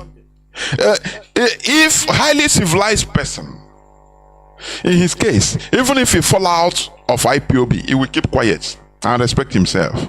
If that selfishness want to rise up in him, He will remember people that died under his direct control. When Waka Waka was talking on Radio Biafra live and that, oh, they are killing our people. Mazi Uchema for say, okay, take a photo. Do you have a phone there? Take a photo for evidence. Bring a photo. We're taking a photo. Send the photo. Bring the video evidence. And people are falling. He would have reasoned and said, no. You know, I have responsibility also, so let me cool down. It doesn't matter the provocation. Now let me leave them, let them continue, no problem. But that selfishness will surface. You understand me? And he will lose guard. That is how things are. It needs highly civilized mentality in order to overlook or to bring down or to reduce selfishness to the barest minimum. Are you hearing what I'm saying? Now, Mazi Nnamdi Kanu formed ESN. And after that, all hell broke loose. It was that time now, they say, why should you, Igbo politicians, why should you form this? Now, they started, we will form our own. Governors now meet, they will form a Bubago, and now they see, you see what a Bubago direct from Fulani. Who opposed them have contract, although now, I don't know, they had problems between themselves, him and the pig in the creek. They bring people, foreigners, in order to kill their own people. Do you see the pathetic situation we are in? Both of them have to go around to bring people to kill their own people. The same way, Peter Obi, who is now championing for, no problem. But this is historical fact. Peter Obi brought Nigerian military to kill his own people. And we forget so quick, don't we? The thing is ingrained in us. Are you hearing me? It needs different mentality to bring it down. If you want to come out or surge like Onyema, now you maintain yourself, you bring it down, you go as go breathe in, you bring it down. That is how it is. But that selfishness, is it in us, all of us? It is. You know, it's both me, all of us, it is. It needs another mindset to limit it. That is what I'm saying. And that is what we are, expediting here. So that the awakening will make you bring down your selfishness so that we can form a country, restore a country, a civilized country. Do you understand me? So what am I trying to say? Look at this everywhere in the north. These are to mention but a few. Terrorists who, okay, let me read a bit. Let me read a bit of suspected terrorists. Okay. No fewer than 3 persons have been killed, while several others sustained a different degree of injuries as gunmen suspected to be terrorists attacked the community in the Binji local government area of Sokoto State. This is October 4, 2023 news. It was learned that the bandits are also abducted several others and set some places on fire. These are the people they call bandits. Now let me play for you something. You might have seen it, but I will tell you what they are doing. These are the people they call bandits, being helped by the Nigerian military, aided and abetted by the Nigerian military, promoted by the Northern Fulani, the Fulani people, their politicians, even the Ministry of Defense, the present Nigerian Ministry of Defense, Niger State Governor, Katsina State Governor, Kanu State Governor. These are the people they are aiding. You know, when they call bandits, you don't know. These are the terrorists that are on rampage in the north. Now, listen. This is in Hausa, but explain to you what it means, what it is saying. This video You go to my wall, you scroll back, you scroll down, you will see it. You will see it. Scroll down, you will see September 19. You will see it. Now, this video is about the terrorists, the Fulani terrorists in motorbike that they call bandits. Being here in this video, the Nigerian military is helping them coordinate the way for them to go and commit their terrorist activities, butcher people, ransack communities. Now, I want you to listen. These are the people that are committing all these crimes in Sokoto, in Niger State, in Katsina, in Nasarawa, in Jigawa, every part of the north, Benue, Plateau, all. But here you see them. You know, this video, it does not lie. Somebody videoed it. Just it's an evidence. Now, they are being aided and abetted by the Nigerian military to clear roads for them to go and massacre people. You understand? Listen. Here they have armed to the teeth, groups of them, hundreds of them in motorbikes. All have arms. Look at Nigerian military. Look at Nigerian military. Hello, Sinusi. Now is a Nigerian military officer. Are you understanding me? He is a Nigerian military officer, a commander. He is calling the road where these people should pass in order to go and kill and commit mayhem in Nigeria. Now this Nigerian military officer is calling the military commanders that are on the road where these people are passing. Listen, please. Many of you might be hearing Hausa, might understand. Listen.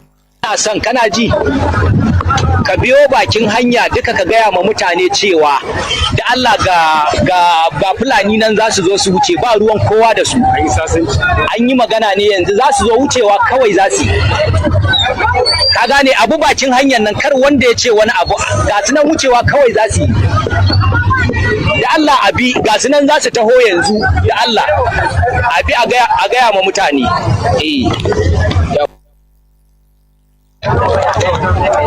Are you here? Let me these people, they are hundreds if not thousands of them on motorbikes. They stop. Nigerian military they stop and seek help from Nigerian military to clear road for them to go and attack villages in the north to kill people. A result of what I read in the news. Suspected terrorists kill 3 residents, abduct others in fresh attack in Sokoto. Terrorists invade, abduct 5 female students of Nigeria Federal University in Katsina. How kidnappers of Fulani gangs terrorize Kwara State communities, claim several lives of residents. All this but to mention but a few. These are the people that are committing all these crimes. These are terrorists terrorizing indigenous people in Nigeria. They are Fulani terrorists. Now they met in Nigeria commander. The commander tell them, wait, let me clear road for you people. The video is there. Go to Jonas Raphael, you will see it. Scroll down, 19th of September. It is there.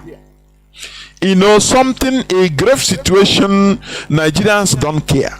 That is why they have been beaten into a state of stupor. That is why, as I said before, the Nigerian politicians, for example, the senators, they see them in their session. They are relaxed. They feel relaxed. Nothing troubles them. Who is troubling them? Who are they thinking about that troubles them? The people? No. The people are under their foot. It's not like other senators that when you see them, they are shaking. When you see they are trying hard in order to work for their people, because they are working for the people. People are holding them accountable. But in Nigeria, the Nigerian politicians are highly relaxed because they are the God, they are Lord of all. Now, what this Fulani, this Nigeria military commander is saying, he said, hello, Sanusi, please, for the sake of God, I want you to do something. Can you hear me? I want you to tell everybody, that is every military, on the road that the Fulanis are on their way. They are about to pass. Nobody should stop them. Let them go through the main road. Nobody should say anything or hinder them. Please, for God's sake, allow them to pass through. They are on their way presently. Please inform our men. Inform everyone. Yes. Are you listening? they are embracing each other. The Fulani terrorists with Nigerian military, armed to the teeth, they are embracing each other. They know they are working hand in hand. If we are talking it, people don't understand. But I think America say they are justifying their presence. Their largest drone headquarters or outside the USA. It's in Niger. Oh, they are fighting terrorism. France is fighting terrorism in the Sahel. But these are the terrorists in Nigeria. They are sponsoring terrorists. They are seeing it. What type of world are we? Please. Sometimes some say, what is happening in this world? What type of politics is being played with people's life? And people don't hear, they don't understand. Let me replay this man, what he said. Listen, let me interpret it before he starts. He said, he's a Nigerian military commander telling the military officers on the road, in order to stand down, that they should not touch these terrorists, that they are on the move. They are going another place to commit to kill people, to ransack villages of indigenous people, because it is their mission. They work hand in hand with the Nigerian military. He said, hello, Sanusi. Sanusi is another military commander that is in charge of people on the Nigerian military on the road. He said, hello, Sanusi, please, for the sake of God, I want you to do something. Do you see this sake of God? Everything is for the sake of God. God is being used to commit crimes by the Europeans, by the Arabs, by everybody. Oh, God is God. You are doing it for God. Now he's telling the man, hello, Sanusi, please, for the sake of God, I want you to do something. Can you hear me? I want you to tell everybody, that is every military officer on the road, that the Fulanis are on their way. They are about to pass, that is to go and destroy lives and properties, to burn villages. Nobody should stop them. Let them go through the main road. Nobody should say anything or hinder them. Please, for God's sake, allow them to pass through. They are on their way presently. Please inform our men, inform everyone. Yes. Listen to his voice direct. Listen.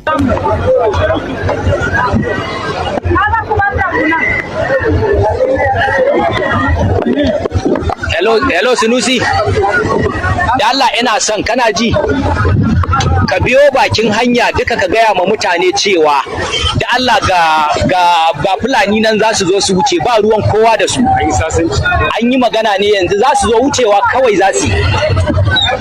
Ka gane abu bakin hanyar nan, kar wanda ya ce wani abu, ga su nan wucewa kawai za su yi. Da Allah abi ga su nan za su taho yanzu, da Allah abi a gaya ma mutane. Are you hearing the country you are in? Are you hearing? These are the terrorists. Openly, they are openly doing their thing. Now, whenever they kill, they know the news now will come and bring it. Oh, if they kill 100, they say it's 2. Oh, suspected terrorists kill 3. It becomes normal thing. Oh, bandits.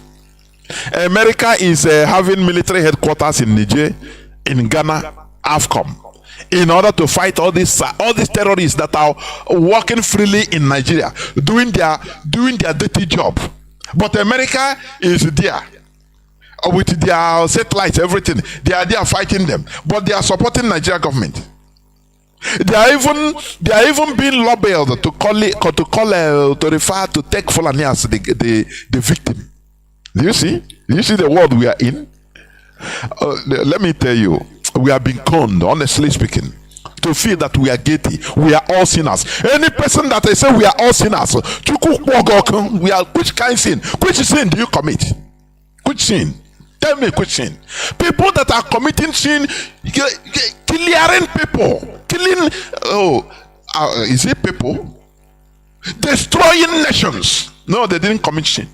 It's me and you that they put us in a very remorseful situation, so that we continue crying and begging all the days of our lives. Whereas the real sinners, the real criminals are on high on the rampage.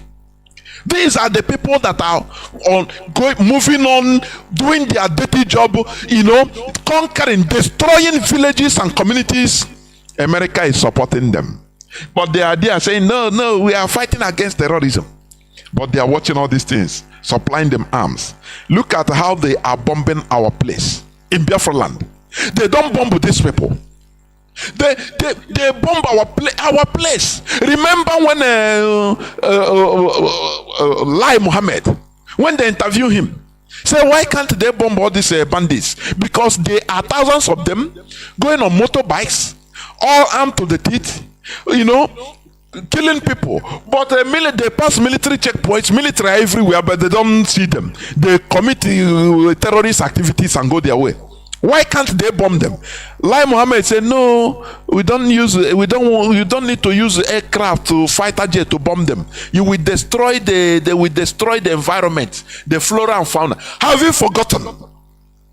But in our land, it is good to destroy flora and fauna, right? When criminals that are even being sponsored by government, just ordinary criminals, they go and destroy our farms, kill farmers that are farming, poor farmers in our land, in Okigwe, in Olo, in Abia, in every part of our land. Do you see the world we are in? Do you see a time we come when people, we should be turned into into cannonball? Honestly speaking, suicidal. Because this world we are in is not in this world. No justice at all. Any person telling me justice, you are simply ignorant. You are simply ignorant. Otherwise, how can America be saying, we are in Sahel to fight against terrorism in Sahel?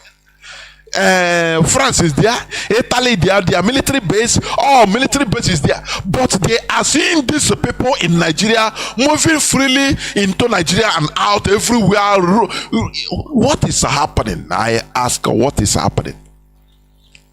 And you are calling us, say we have to confess our sins. We are sinners. Which sin do we commit? For goodness sake, do we commit sin by coming into this world?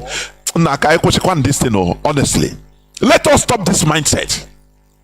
People that are committing crimes against us are flourishing, going higher and higher. And you want us to continue being maintained as we are good priests. We have to be asking for forgiveness from what? Forgiveness from what? This madness should stop. I am telling you. This man on video, they don't even care, because they are terrorists. They are on high places in Nigeria. They are the ones controlling Nigeria. That is why Tinubu have to now build, you have to establish Ruga by force, and people are not talking about it. It is no more a topic. During late Buhari's time, it was a topic. Ruga, because it's a full animal. Now as a Yoruba, anything you do is good because it's from their tribe. Do you see the level of primitivity in Nigeria? Are you seeing it? Sometimes they want to drive you crazy. That's why even I pity Mazi Nnamdi Kanu. I feel him. Sometimes he'll be talking, you want to choke. I feel him. Because what is happening in Nigeria, what is happening in the wider world, it will make you go crazy. The condition of say we are sinners. Continue praying. For us for forgiveness of what? From who? Which sin do we commit? King Leopold killed more than 15 million Congolese. He didn't commit sin. He's on high place. They are revering him. And you want us to be always being on our knee, praying, raising our hand, surrendering, asking for forgiveness from who? For goodness sake. These are the people that are killing people all the time. But they are the beloved of the West. Do you know that? I used to say this. The West, people in this world, we are in a world where people love their killers, where dominant species are celebrated. You that feel that we love Igbo, we love beauty of life, man kendo. We love and now I must look at here. You love life, right? You love life. That is why we are dying. That is why because we love life. The time has come for war, for us to wear the we need to wear the mask, the masquerade of mad people. We shouldn't be referred to as no, we know the beauty. Now you only know the beauty of life. People are on top of us, conquering, and they are being supported by the West. And we are always shouting, hey, no, Zasaria, we know the beauty of life. We know they're harmful. You need to be harmful in this world. Otherwise, you become extinct. Like the Taino people of the Central Americas. You need to be harmful. If you are not harmful, there is nothing. You are not being feared. You become a caricature. For your information, if you are not harmful, you become caricature. What pains me is that our people are misguided. They only become harmful against ourselves. Where people will be sent to kill their own people in the market. I cannot. Sometimes I say, are these people really Igbo people? You burn the shop of somebody that is thriving. That you burn his shop and you are happy that you may not. Why not use your madness? Go Abuja, go the road to Kanu. We know that. Okay, that is how madness comes. That is how it is. But you are the most stupid and hopeless, pathetic human being on earth. I am telling you. When you want to show your power, go outside. We will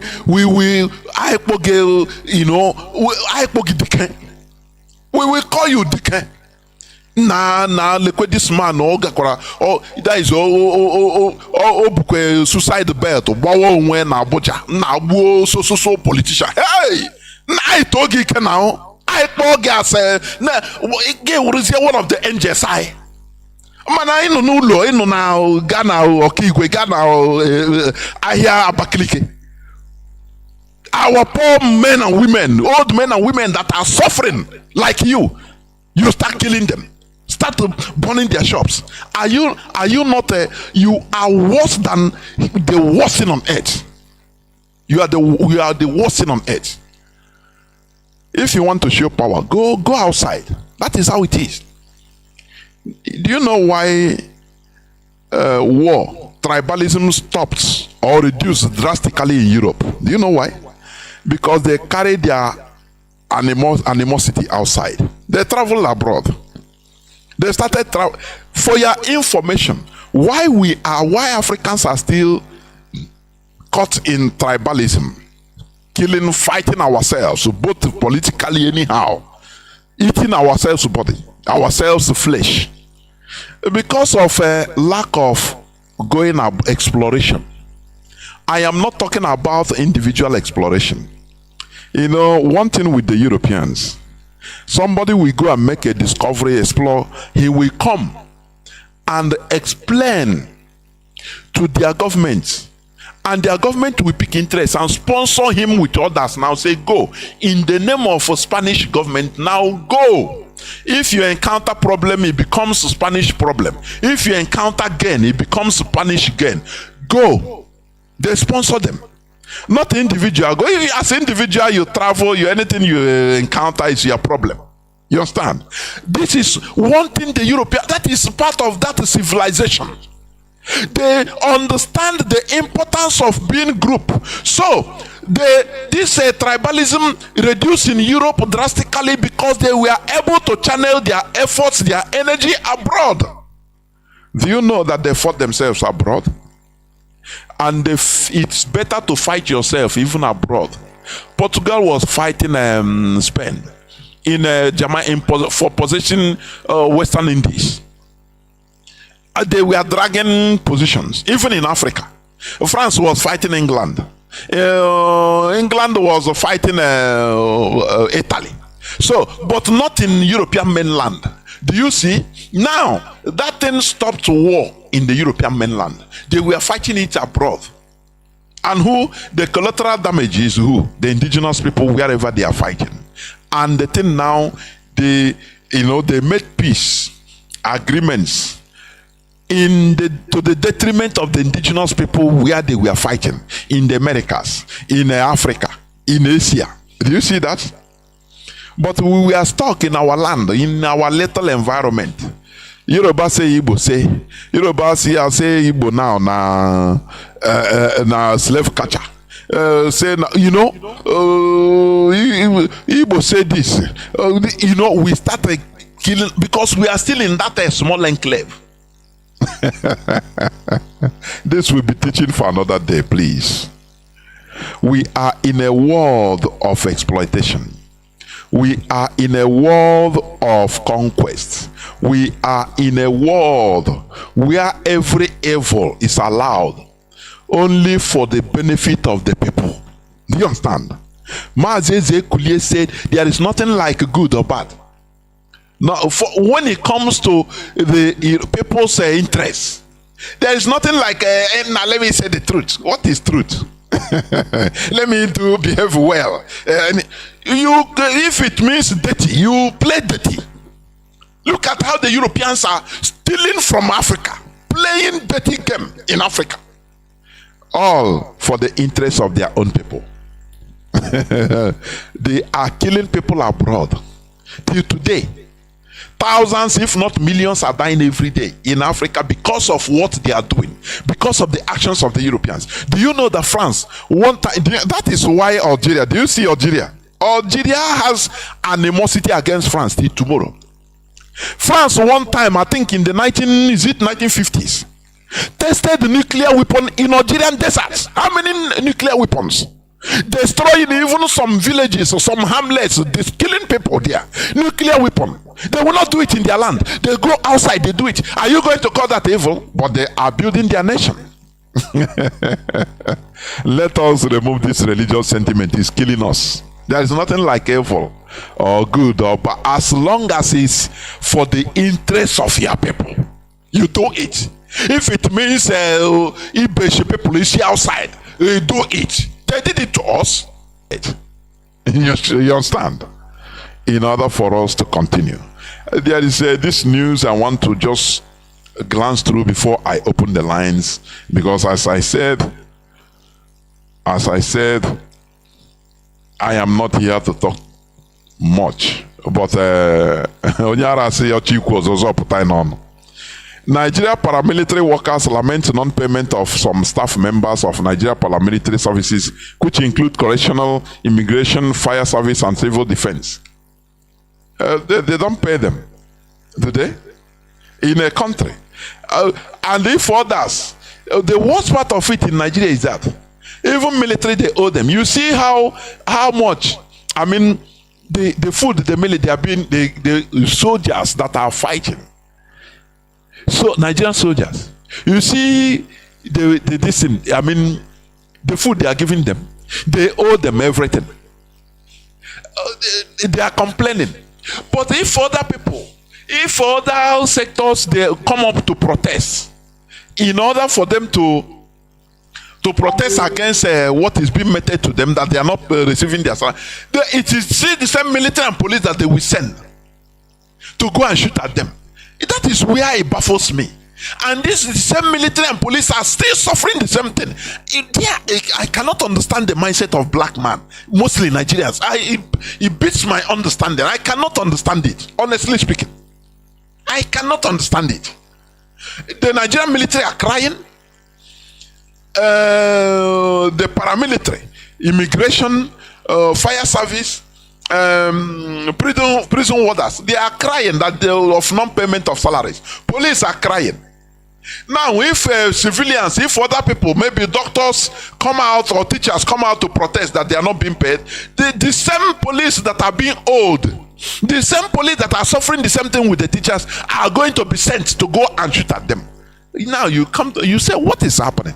Now who are they crying against? Just few politicians that are feeling relaxed instead of making life miserable for the politicians. Let me tell you, in every republic, it is either the politicians are made miserable so that the people will succeed and live in a relaxed mind. You understand? Let me say this again. Maybe you might understand me. In every republic, every democratic setting, if the politicians are relaxed, know that the people are suffering. The people are miserable. It is either the people are suffering and the politicians are relaxed, like in the case of Nigeria, or the politicians are suffering, now the people are relaxed, like in Japan, like in South Korea, like in Europe, like in France. The politicians are suffering. You see them anytime they are on their toes. Even to the extent Macron, how many times they slap him?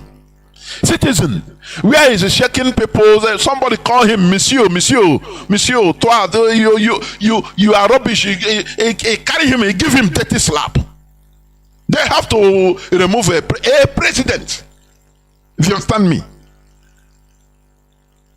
It is in every democratic setting. If you allow the politicians to be relaxed, the people are gone. You understand? Like in Nigeria. Anything that happens, they send the police. The same police that are suffering. Now they will tell them, give them power. Yeah, go and extort the people. Don't complain to us, politicians. But they are the people that are holding the money. Now they will tell them to go and torment ordinary people. Except from them. Instead of these people, they have guns. Military, they have guns. Police, they have guns. Civil defense, they have guns in Nigeria.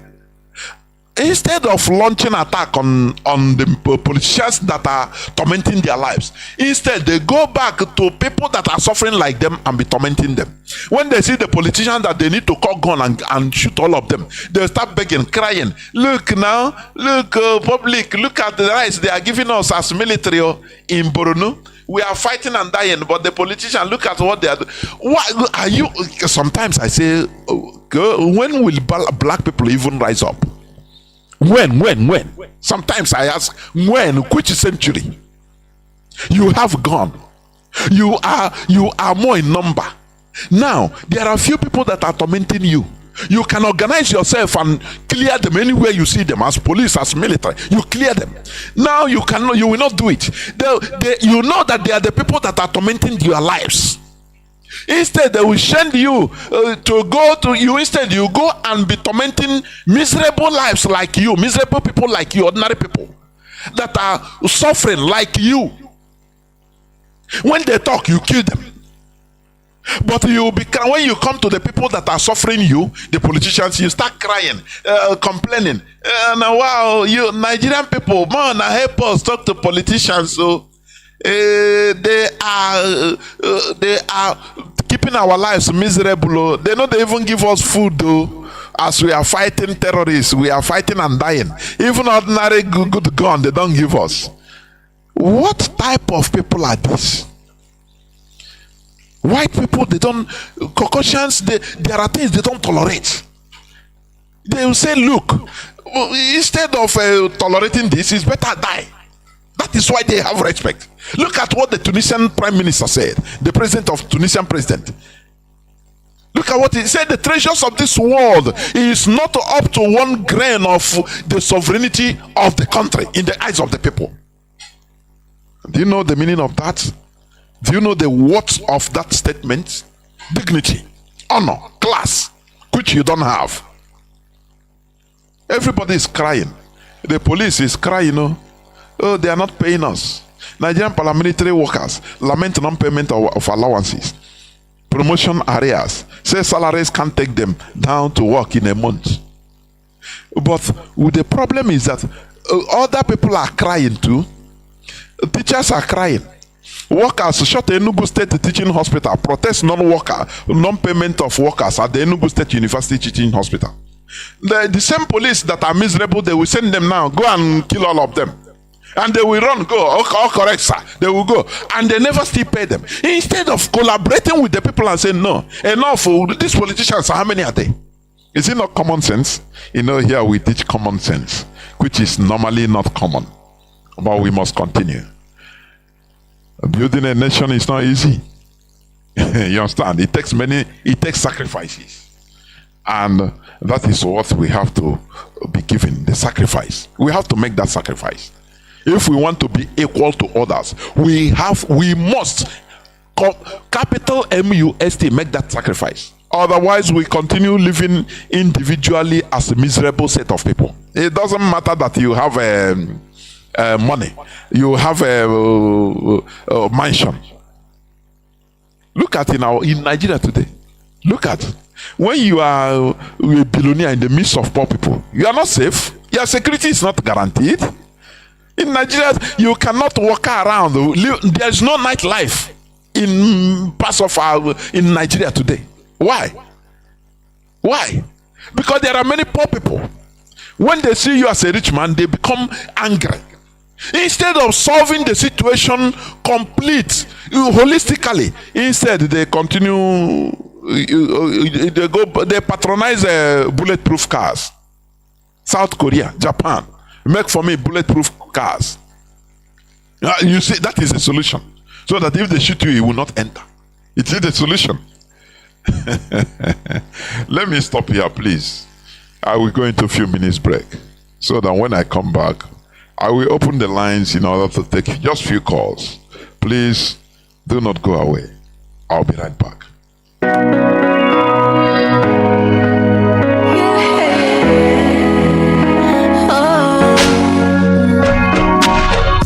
What is this crime? And yes, I figure out an answer. But if it's freedom and they say it's a crime, never mind fighting for it, yeah. I will never bath and I lead. It's gonna lead to my end. Wherever it curls, hit to the curl, no matter the curls, yeah. Free Mazi, Nnamdi, Kanu, our freedom fighters worldwide, languishing in prisons and cells for no jails, cats. Free Mazi, Nnamdi, Kanu, our prisoners of conscience. Freedom, oh, freedom for all is what we are asking for, yeah. It's been so long, but yet to figure out an answer. A prisoner of conscience, voice to the voiceless, freedom fighter, yeah. He's not her, he's not harassment, not a bandit. It's time to free him now, free him, yeah. Free Mazi, Nnamdi, Kanu, our freedom fighters worldwide, languishing in prisons and cells for no jails, cast. Free Mazi, Nnamdi, Kanu, our prisoners of conscience. Freedom, oh, freedom for all is what we are asking for, yes. Oh, is what we're asking for, yes. Freedom, oh, is what we're asking for, yeah. Free, from Mazi, Nnamdi, Kanu, our prisoners of conscience, yeah.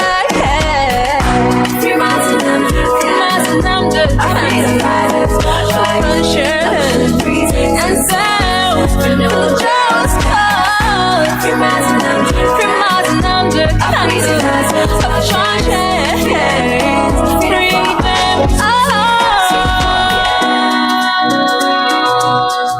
witnessing me, sugar taste for the beats.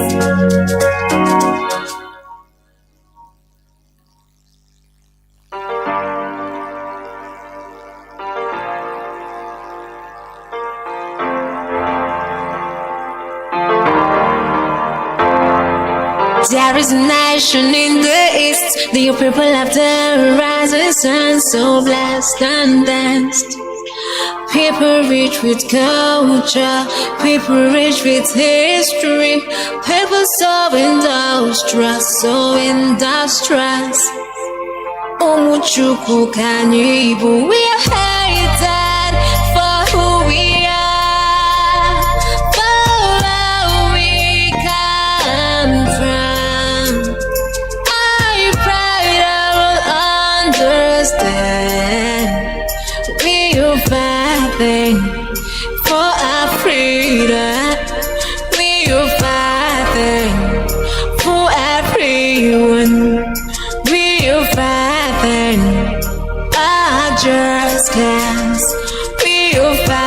fighting for more land.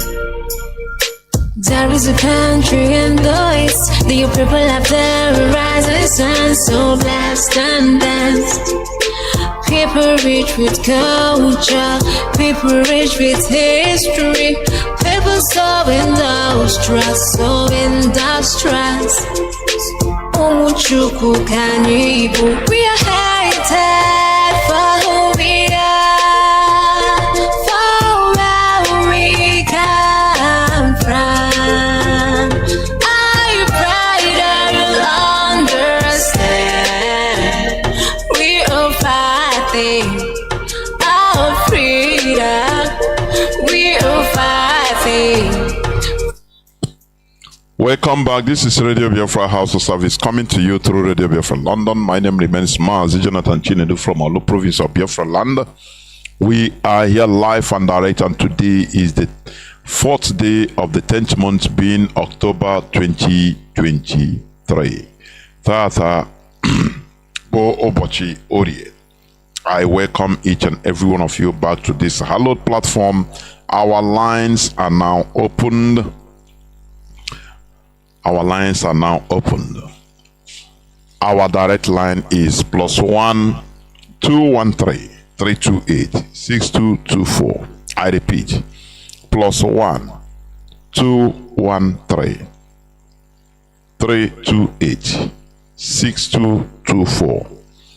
Our WhatsApp and Signal line is +61 405 142 547. I repeat, +61 405 142 547. You can call us. I'll just take few calls, please. You call us and give us your view on the issue at hand. Caller on direct line. Can you hear me? Caller on direct line. Welcome to the program. Caller on direct line. Hello? Mazi, welcome to the program. Hello?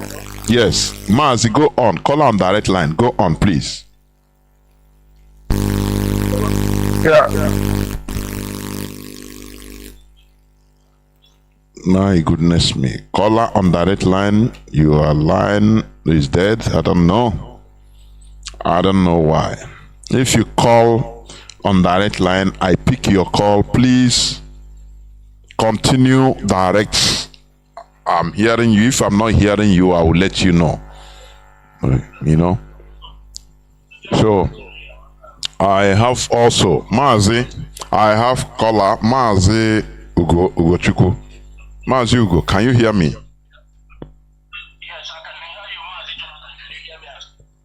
The whole world is hearing you, not only me. Go on, please, Mazi. Welcome to the program.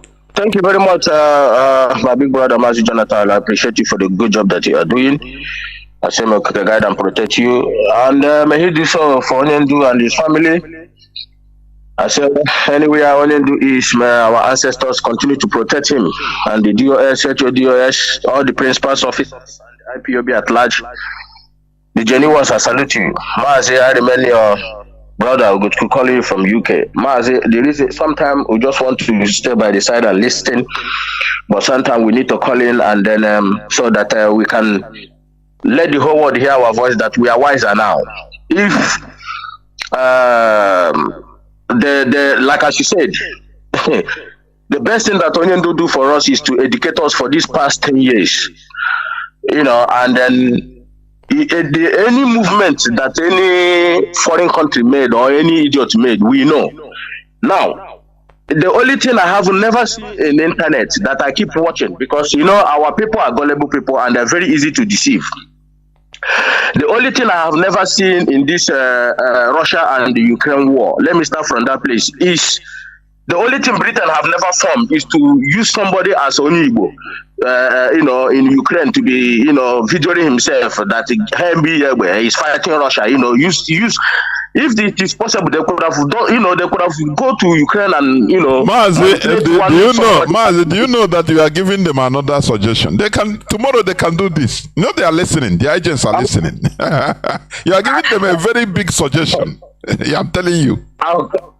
Mazi, you see, I said the best thing have ever happened to me is Onyondu. That's the best thing. Because any movement anybody make now, I know.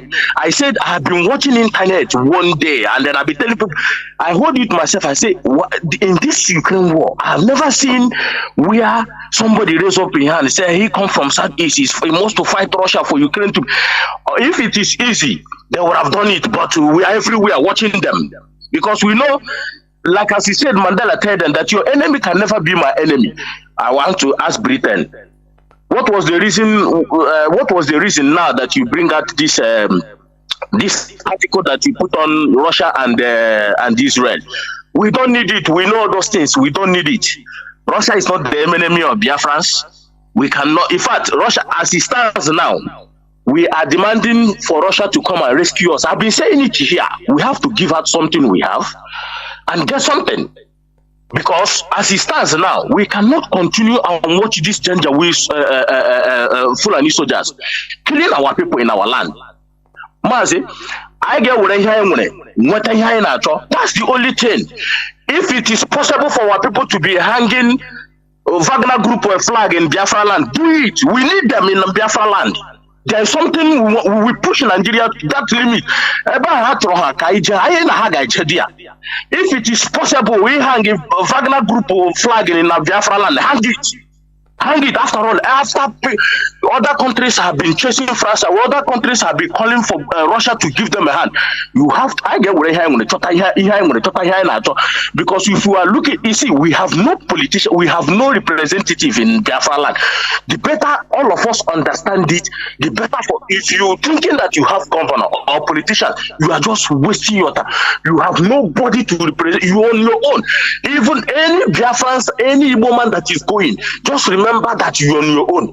Look at the Ladipo market. Look at Ladipo market. The spare pass. They want to close.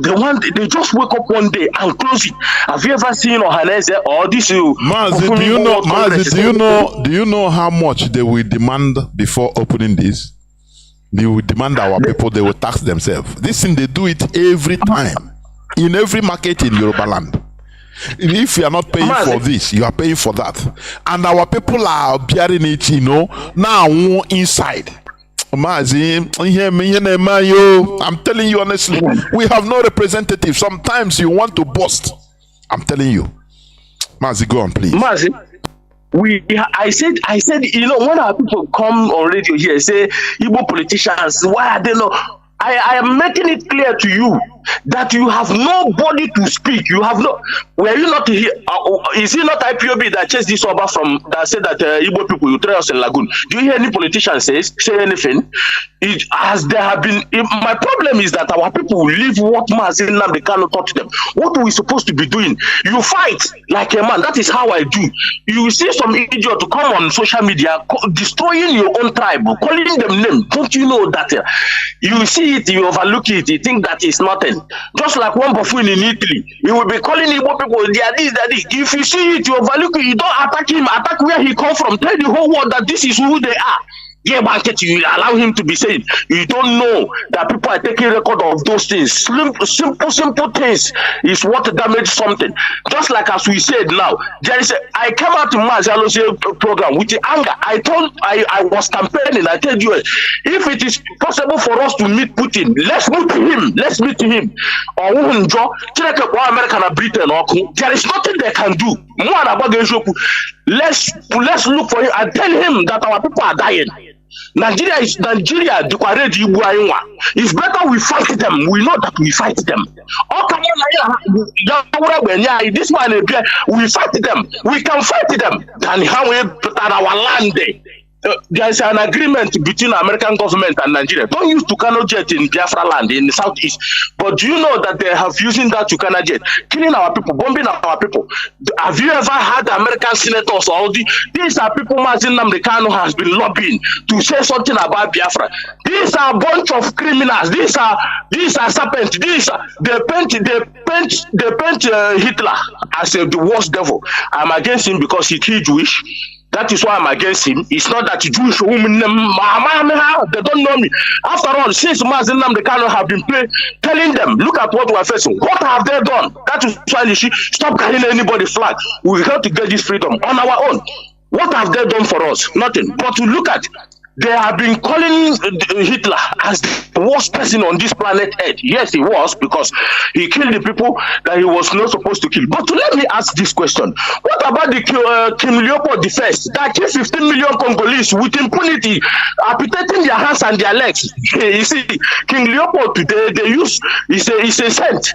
He says, if we don't know who he is now, if we never read the history of him, tomorrow they will come to Biafra land and tell us that he's sent. You see, oh, Mazi, thank you for giving this opportunity. Sometimes on our bullet, I'm telling you, it makes you go crazy. Sometimes you want to bust out. Caller on direct line, Mazi, can you hear me, Mazi?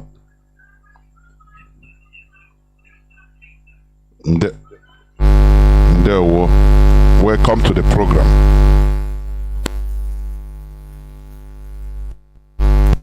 You will live long. We love you precisely. I love you with all my blood. You will live long for me. Mazi, I don't know. Today you sound very provocating. I don't know how to use this word. You were so provoked that I thought maybe it's a somebody of you that is talking today, because sometimes when people like us talk, you people sounding like priests on the pulpit and say, "Where take it easy." But today you are provoked. I don't know who caused it. I love that, because what I'm saying is this: there is this favorable. If it's in your phone, they will say favorable calls and all that. There is this favorable word that you usually use. One is selfishness. Two is primitive people. You know, when you see people like what's his name again? Let me use in quotes on Igbo, and persons like the councillors who give Chinedu winning votes, and the INEC who are well lettered and read more than Nnamdi Kanu and IPOB. Each time you want to address them, and maybe should I say precisely within the circle of Biafrans, you'll be calling them primitive, very primitive people. I'm asking, because in my little literary understanding, primitive means the ancient. And now I'm asking, somebody in this certain time who is learned, well lettered, who knows from A to Z more than Nnamdi Kanu and you talking. How possible would you want me to believe that these people are primitive in their acts and speech presentations against what we're doing to redeem even them and the generation to come? I want to understand as in the simple explanation of that primitive, because when you use the primitive, it seems as if you are petting. Okay, now another thing is this selfishness of a thing that you are using in quote, me in bracket, I want to ask, is this selfishness among the Igbos or the Biafrans, or is selfishness something natural in everybody? If I can say precisely from the scripture, God himself is selfish, but his selfishness is for a purpose to take us up as human beings as created to love us, and that was why he said, "Come, let us make man in our own image." Which means his selfishness was not being reserved. Let us make man in the image of him only for the Britons, only for the Arabians, only for the Now, why is this that these people are pushing us to the wall And every time we talk, we say we talk too much. We are talking too much. I don't know how to say this. It's telling you for the little time. I'll just say a few second prayer. Father in heaven, you see, we have waited patiently upon you, and you have answered our prayer. It's not like you're not answering prayer. And at this moment, we have driven our enemy to rightful expectation of theirs to their court, respective court, even to their Supreme Court. And tomorrow, they are going to fall. I am not saying that you should allow them to change. Allow them to keep on faltering. But after tomorrow, like Mazi just said today, why are we always accepting that we are sinners? It is only obvious that a sinner has the privilege to confess his sins to you, not to mankind like the Catholic will do in Wednesday and Thursday prayers. Not like in the Pentecostals to tell us, come, Jesus love you and went up and come down. But that repentance will come from me, Onyemuchechuku, to you that I will confess. And for me to confess my sin, Jehovah Nisi, I have to die from this earth and come to heaven. I don't need to confess to any idiot, animal, and a woman of God. Therefore, from henceforth, please give us the space to people listening to Radio Biafra and start doing something. Because here we are going to the year. Thank you, sir. Good night. I'm back for now. Ndewo Mazi Onyemuchechuku. Ndewo. We must continue. Caller on signal, just hold on a bit. Let me say something a bit about a point raised by our brother, selfishness. You know, naturally, every human being, I say naturally, every human being is selfish. It's natural. You understand me? Just start it with a child. And you know, children are innocent. You know, when a child is hungry, it doesn't care about whether you are also hungry, or he shout and cry. If you bring, for example, you bring just a plate of food. You just make this experiment. A little plate of food. Make sure the child, the baby of 2 years, is hungry. You bring that one small plate of food for 2 of you. Make him know that it is for 2 of you. He will carry it. He will like to carry it by himself, all for himself. Maybe he cannot even finish it. That is the manifestation of selfishness, because it's inside. A reduction of selfishness comes with maturity. You understand me? It comes with maturity. That is why we are talking about selfishness, and there is this collective selfishness for self-preservation is allowed. That is what the Europeans did. They are collective. All of them shed their selfishness because of enlightenment. Now each individual reduce his selfishness to the barest minimum, remove it like clothes, and they heap it to a place called government. Now government becomes selfish on their behalf. I've talked about this some time ago on this platform. Now the government becomes selfish on their behalf.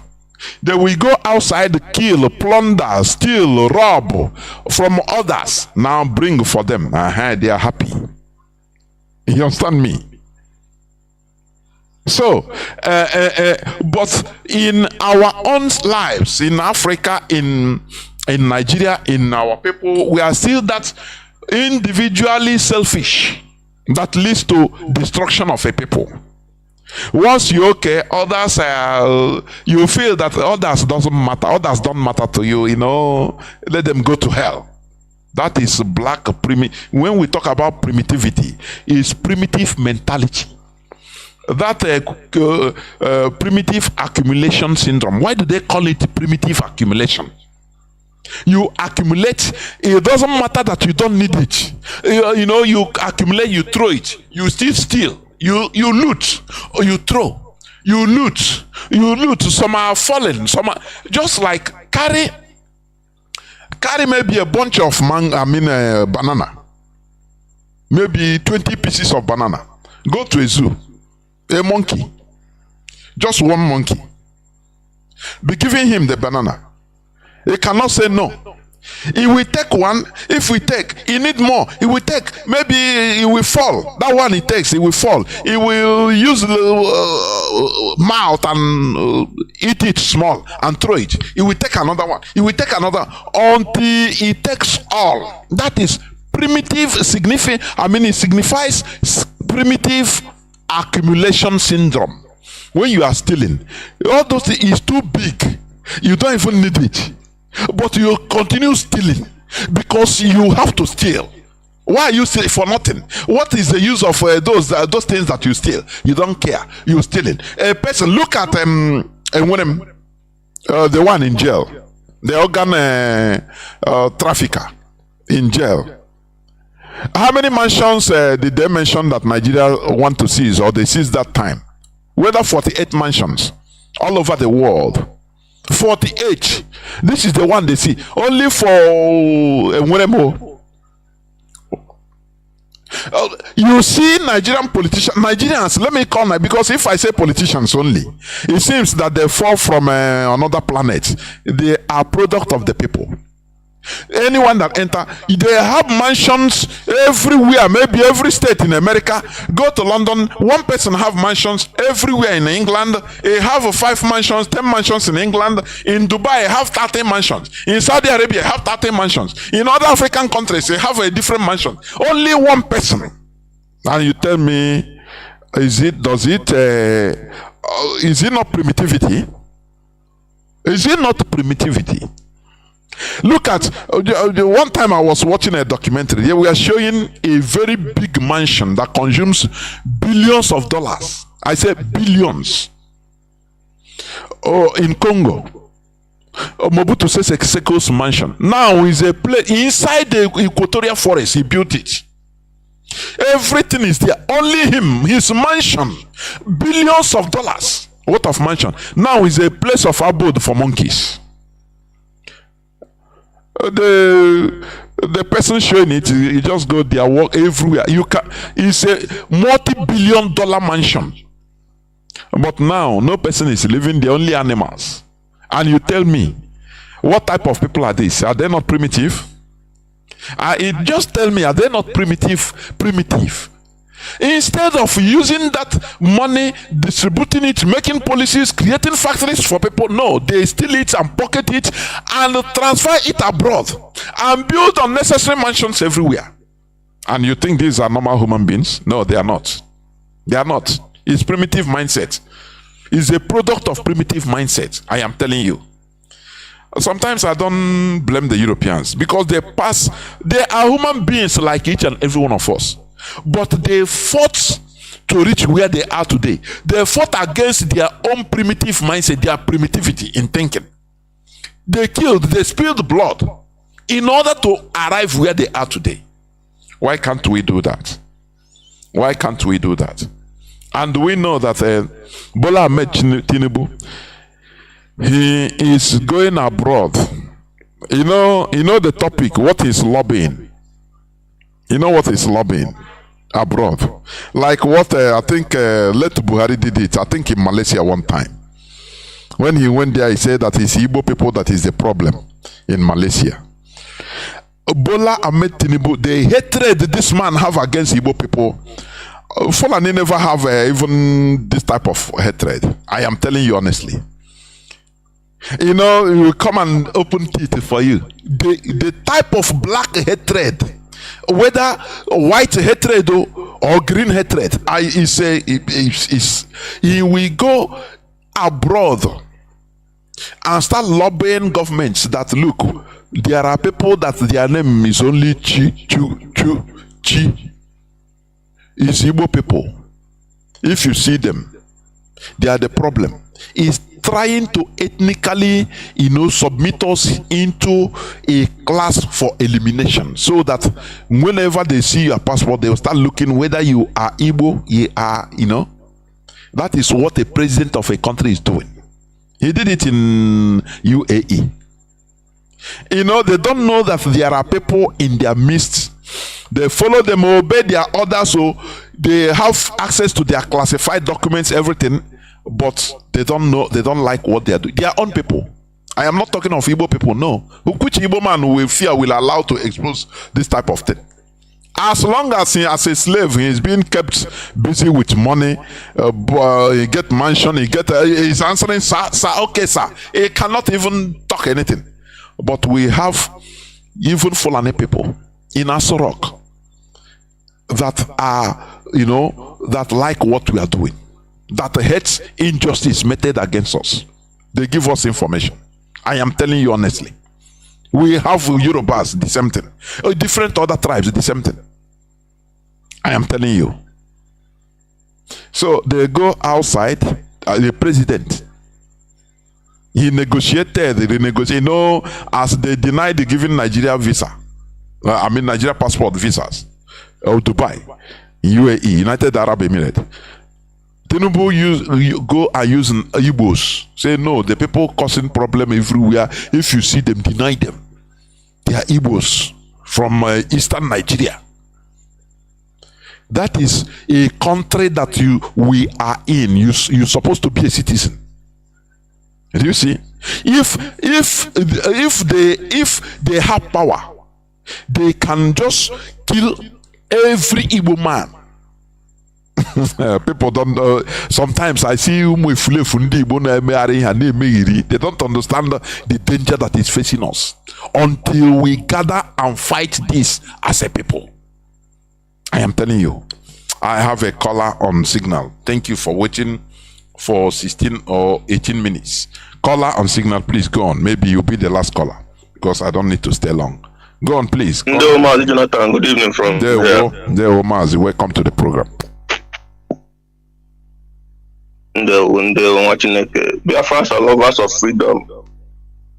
Greetings from Holy Land of Biafra. My name is Mazi Ebona. First, I will remind the international community and the world at large that today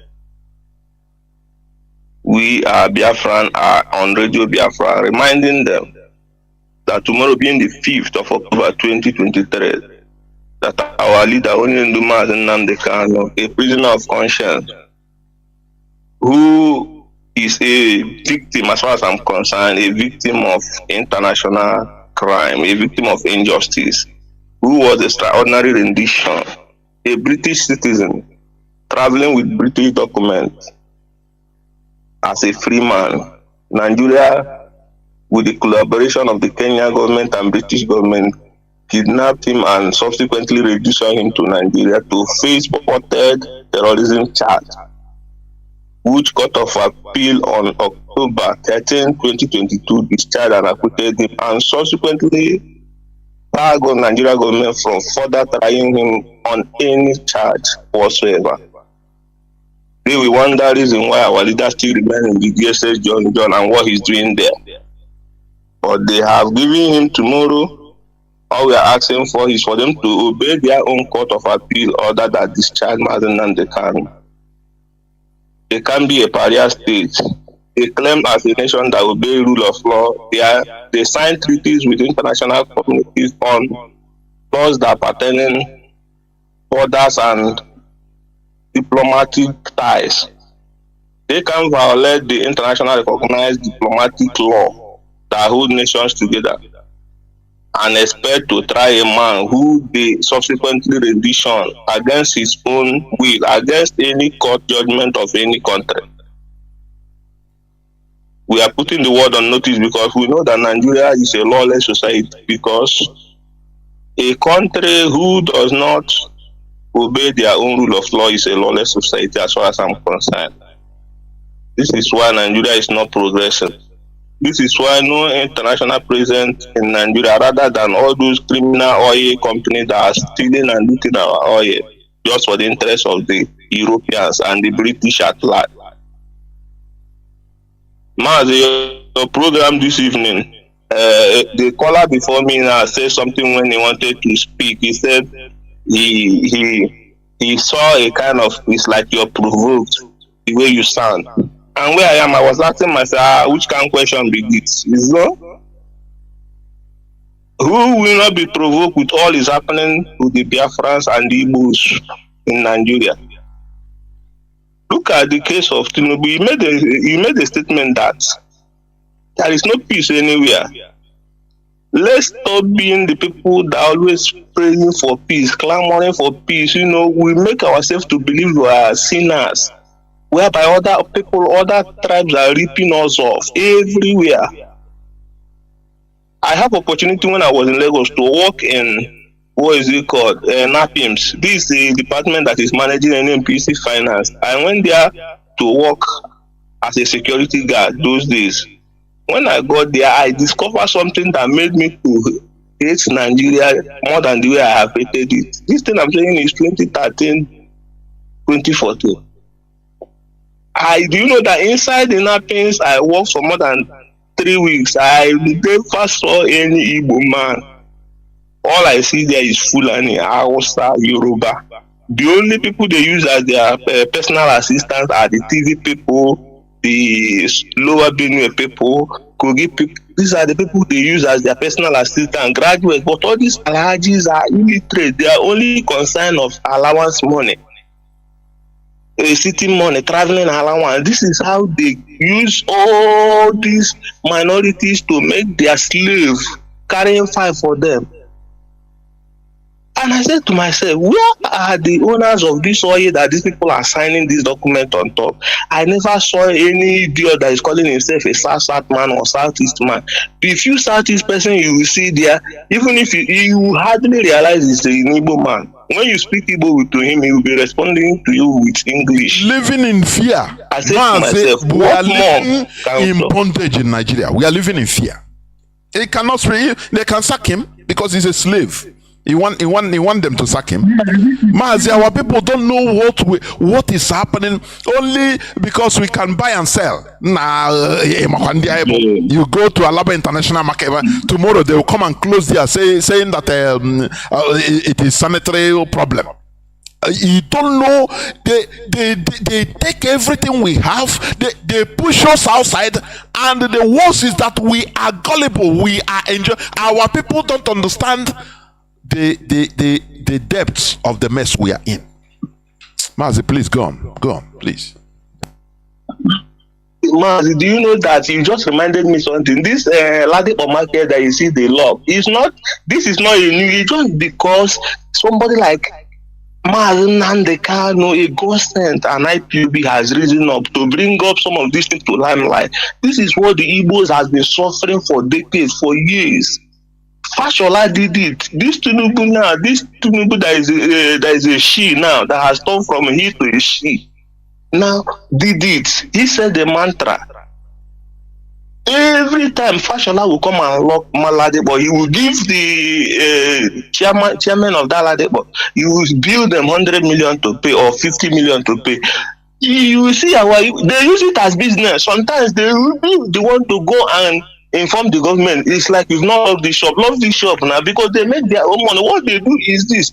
Once they put that, maybe you will pay 50 million. They will come and calculate the money, make it 100 million or 150 million. Share it around. People will contribute. This is where they make their own money. Before you know, they will begin to say, Igbo Kaka, the one of Ebola. Every time they will answer in that Lagos is one. Our people, and sometimes when I look at our people, even in the offices, you see them, they live life as if there is nothing happening to them.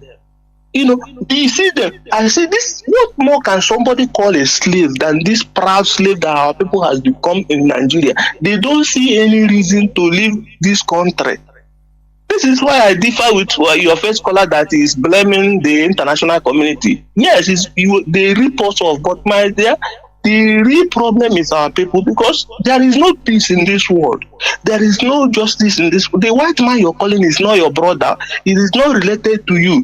So what he did to you is for his own people's survival.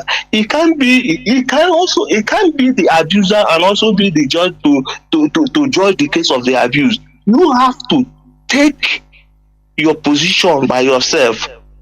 Hold your leaders accountable. Look at the Igbo leaders today. How many of them are speaking for the interests of our people? Rather, they went and initiated a agreement to be causing sit at home so that they will use it to find their voice to begin to make their political statement against Nnamdi Kanu. Look at somebody like Anyim Pius Anyim. Do I know that that man is still alive? But just they concluded their charade, Igbo or Igbo, whatever they hold, Igbo Day. Look at the opportunity he has to speak. Look at the kind of thing he's speaking, and he's trying to portion every blame on IPOB and Mazi Nnamdi Kanu. These are the kind of people we have in our land. These are the problems we have in our land. And it's not just them that are the elite. Even the grassroots is corrupt also. Because informant, before you grow as a politician in Igbo land, you must be a gossiper, you must be a betrayer, you must be somebody that will always leak the secret that will improve the interest of your people to the politician. So these people have caged our land. This is why you see Opus Odema in Imo State is flourishing, making mouth, hitting his chest on how he's going to make sure our leader remain in DSS until he conduct his election, because he knows that the people on ground are careless of what is happening. Nobody wants to hold anybody accountable. Ali Igbo is just empty like that. But when they go to Lagos and they are being treated bad, you will see them calling for help, for everybody to help them. But why can't you put your heads together and come and do something that will make sure that you protect your land? Our leader along is ESN. You see all of them. Ebuba will begin to come out. But Yoruba has launched their own. Even the terrorist Northerners launched their own. And nobody, their politicians didn't counter them. But our own happened. The governors begin to eat. That's the first time I see Igbo governors having a joint meeting. So you see that our people are the one giving that enabling ground for their own conquest. That's why I give kudos to the leadership of this struggle for being who they are. There's no need to impress an Igbo man when you want to save him. Don't listen to his ranting and complaints, because if you begin to listen to every Igbo man talk that comes out, you will miss the target. And once you miss the target, they will not know that, they will not say that they are the one that push you. They will turn around to blame you. Just look at our brother, I will not call his name, that just came out openly and said that he has stepped down from IPOB. That is no longer working under the leadership of IPOB. He is now an independent person. Immediately you begin to see people that went and pick that clip, promote it, use it to tell Igbo that you see there is secret. People have, begin to sow that seed of discord in the mind of our people. This are area our people are special. Our people are always special to fight their own people, because this is the mentality of a slave. Because a slave can't challenge his master. Rather, you will always come back to your fellow slave for even speaking out for you. It happened to the Israelites when Moses was doing what he was doing. You would have allowed us to stay in Egypt where we are suffering and managing. Now you brought us here to suffer. This is the mentality of slaves. And until we begin to understand that mental freedom must come first before you have any physical liberation, my dear, our people have a very long journey to go, but I know that a journey of 100 miles begins with a step. Mazi, I will end it here and I will say, may you continue what you're doing. There war. That is it. When slaves, slaves are very good at maltreating their fellow slaves. That is it. That is the bottom line. One time Mazi Nnamdi Kanu, he was in a town hall meeting where I've forgotten whether it's in Canada or in a state in America. Somebody asked, say, why are you answering, you are being called Lord? Lord Nnamdi Kanu. He allowed the person, I think it's a woman, to rant. You are taking the glory of God. You are people that know the glory of God. So you are taking the glory of God. Nnamdi Kanu allowed her to finish ranting. He said, okay. He said, what do you call a person the owner of a house you rent? He said, landlord. What do you call the founder or the creator of Nigeria, Lord Lugard? So, but you don't find it annoying or offensive calling him Lord Lugard, right? But you call it with pride, even unconsciously. While sleeping, they will ask you who created Nigeria. You say Lord Lugard. You wake up, Lord Lugard. It's automatic. You don't see anything wrong in it.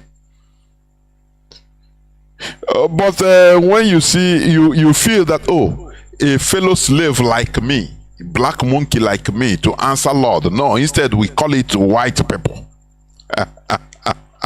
And that thing makes sense. It makes sense a lot.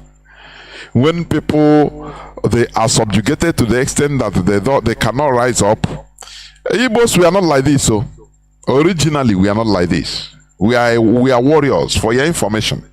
The only tribe with, I think, the Kikuyu and the Mau Mau of Kenya that resisted, fought the British, that have the audacity to rise up to fight against the colonial masters for many decades. It's not easy. But this breed of since we are Christianized, I'm telling you here, if we are talking, there is no way we can run away from the fact. They broke our hands and legs. First, we are sinners. We spend our lives asking for forgiveness. Doing something in order to at least appease, only to appease. Nah, you do bad, you do evil, you commit crimes, you sin, you are committing quit sin, you are committing. By defending yourself is a sin. By rising up with your people, gather with your people. They say, no, you don't have to. You don't have to be with unbelievers. Do you see where we come in with all these things? These are the things that bridled our hands and legs. He entered into our mentality so that we become, we become muffled as a people, as a human being. Anything that somebody, it goes, no problem. Somebody will slap you, you say, sorry, I don't want problem. Oh, thanks, sir. Go your way. I beg, I don't want problem. We are not trained to fight. We are not trained to fight back. No. You see the Fulanese, the Muslims, at least they train them. If anything concerning come against the interests of your fight, but in our own, no. Instead, you cool down and bow down. Otherwise, you will see no. If he slap you, you slap him back. He see no, you will see no. You go to hell. Oh. They hold us with these dogmas. These are the things that we are trying to untangle, but many people might not understand it. They don't see it in this way. They don't see it. You see, in federal government parastatals in Abuja, Igbo people that are few Igbo, if you have 200 people working there, maybe it's only 5 Igbos that are there. They are always afraid. You come to them and maybe is to sign or for document or for anything for service, one type of government service. You see that it's an Igbo man. Maybe you overheard him speaking on phone. Speak Igbo. Tell him, he won't Igbo. Ask him, what are you talking? I beg, let us speak English. Which kind of, he will deny. Because he's a slave. If he mess up, they bring his Igbo-ness. They are watching him. So, boy, you are talking with your brother. Because you hear no be on the show. You Igbo. Which kind of talking? They will harass him for speaking Igbo. But he will be there. Fulani or Hausa person will come a Yoruba. They will speak, even make noise with their language. And you think that all these things don't play in our mentality? Living in bondage. Caller on WhatsApp. You are the last caller. I just pick you, but you make it as brief as possible. Mazi below. Can you hear me? Please go on. Caller on. Our people are good. They go hard because there were some things. Somebody last Friday. ngara na agbụla nwanne ya nwoke achị ihe mụnụ nga na-ekwekwu Biafra mgbe ọbụla ma lekwa ego o ji n'aka na nna gwenye bọla ebọla mụ na anyị tere ego lọbalụ mmadụ ị na-agba m lekwa ego o ji n'aka na mụnụ nga bụrụ Biafra n'isi mago ike ime ibe ịdị sirios ihe m bere n'obodo bụ ime iji lekwa ego ahụ retara nga na lekwa ego mchi ego iretara nga na ya tirechacha ego niile na gị la Naijiria anaghara gị ka e ụdịrị ihe n'obodo Mozambique mejiri ka ha emejiri n'ọgụ 16 years gị bịa nga biri na-agba agba na-eme igwe ide ji sekuriti aga obodo gị na kontrol ide ji sekuriti aga etere mmiri mana ebe ishipụta na all this is na-eme asị mba ịgbazi mbọ ike ihe ndị mgbede ihe ọnwụ n'ime ilere ike tek sekuriti a na-agbụ ma sekuriti all this is a na-ekwu na ndebe anyị na-ekwu n'ala ihe ndebe anyị bere ivre afịa ego gị na-achị mma ego ha na-akpachazi ego niile ọkwa ndị na-enweghị egbe kara nwe joy karịsị ndị kara akpata ego ịkpara ego tanwụ kpata ego na-atanwụ na-eri ego elu ụdịrị ndịrị ime ke ụdịrị ndịrị ime ego ka anyị jọs ihe ị ga-ememe egbeta ego ka a na-ekwu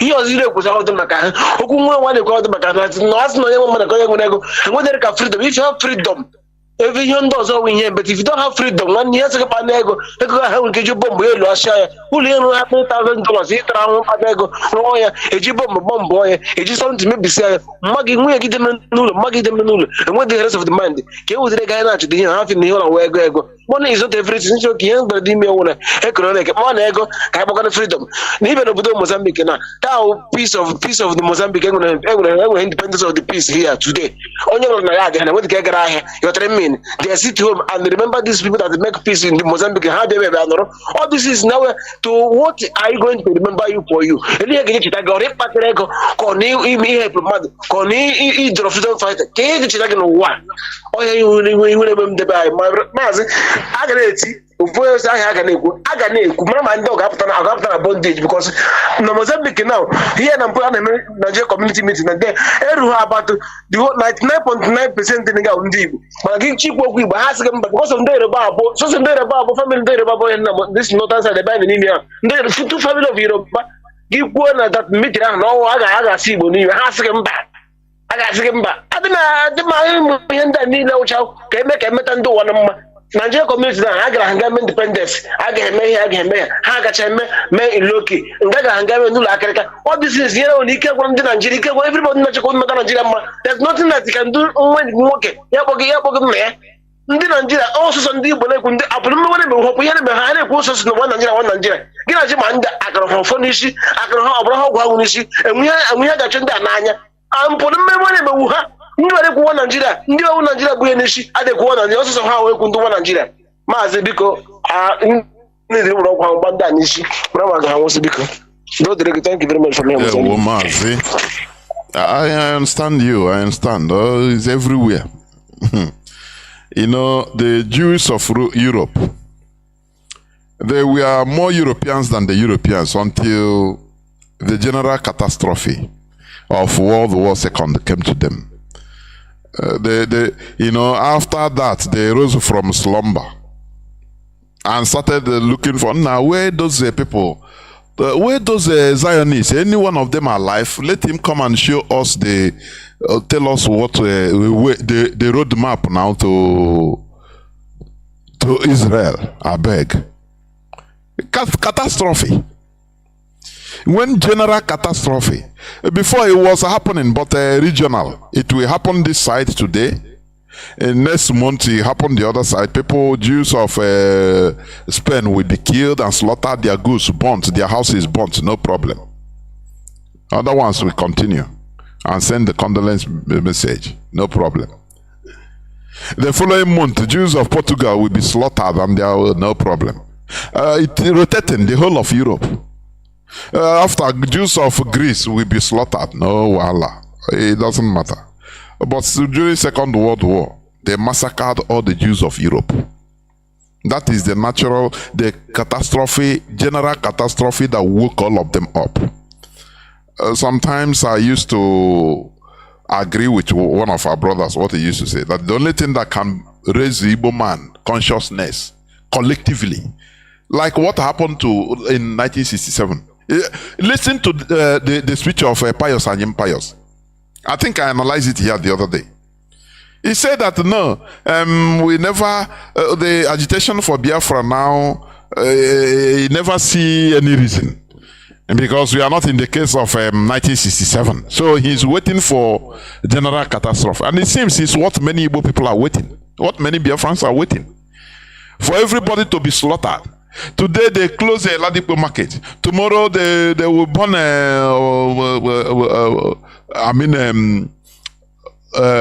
international market. It doesn't matter. Others will continue. Because it is not happening at the same time. So they are waiting for general slaughter pogrom to touch everybody. That time they will both the people that have one leg, they cut one leg, it remain one leg. They come, they start asking, where that Mazi Nnamdi, where IPOB? I beg, man, what thing we go do now? We are ready. But today, as long as they are making money. They don't care about. If you want to bring the brain of our people, say now, do you see the problem we are having? Let us know how to solve this problem. Otherwise, we are in a great mess in Nigeria. They say, oh boy, use that brain to go and look for money. Which kind? I beg. Do you see how our people are lost? Do you see how our people are lost? But one thing will lead to another. That is it. One thing will lead to another. We are a very great Igbo race. Great Biafrans have been reduced into slaves in Nigeria. And people don't see it as anything. Because you can go in now, you school nothing, you have a master's degree, first class honor in chemical engineering, but no work. You go put here, they say they see your name as Okafor. They say, oh boy, here is not for you. You look for work everywhere, nothing.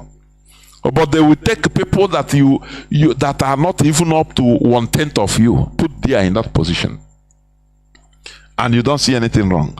Now you start riding keke.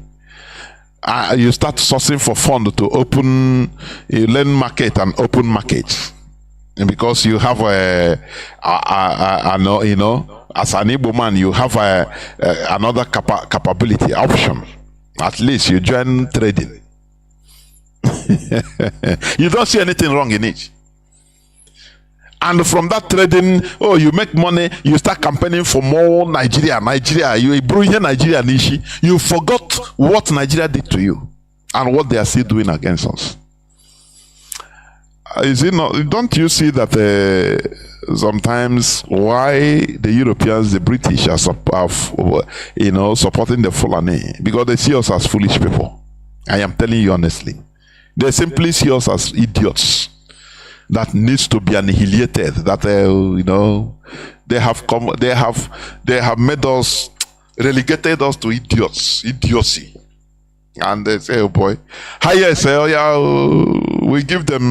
we give fraction of them visa, come to England and work, start packing shit, and they will hell us. They will hell us, Britain, that we are trying, Britain. You don't know that, Britain is our killers. Let me close here, please, because if you continue analyzing what is happening to our people and the mentality our people has, it's very pathetic, very sad, honestly. A Bible champion won a religion. Talk about religion. Hey, okay, who you wanna put? Our ego, we put ego. You wanna support a we put. But to at least free ourselves. Do you know what is freedom? Do you know what is freedom? No, you don't know. That's why you don't care. Because you don't know the value of freedom. Freedom is valueless. You cannot compare it to anything. Where you can, our people, many of our people don't understand that governments can do something, to help citizens. That government and citizens will work hand in hand. Many of our people, mostly in the zoo, they don't know. That's why when you are talking, they are always talking about their manpower, what they can do to make money. Oh, travel to Malaysia, do this, do that, and gather money. They don't know that as a citizen, you have rights, not a privilege, right to get money from the government without interest. You don't know. As a citizen, just fill form. They give you money for any project you want to do. Paying maybe from 5 years interval without interest. They don't know that you can sign just as a citizen. As long as you are a citizen, you are up to date, you are working, you can sign for any, even if you are a guard, security guard. You can sign just ordinary signing. You take any car of your choice and be going on car. They'll be removing the money very little. You will not even notice it from your salary. No, people don't know. That's why that's why when you take that risk put from debt,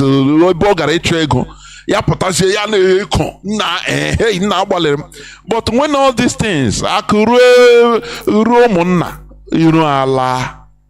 if all these things are commonized, you don't need to boast about it, because who are you boasting for?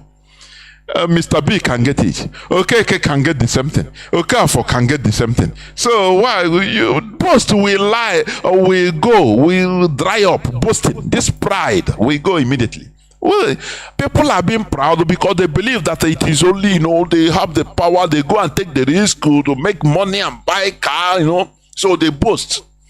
But when the thing is common, government makes it available, it becomes very easy. You don't need to boast about it. Do you see why we are still locked up in primitivity? Because we don't understand the role of government. One day I will talk about it. Government. Government. People don't understand the role of government in the lives of citizens.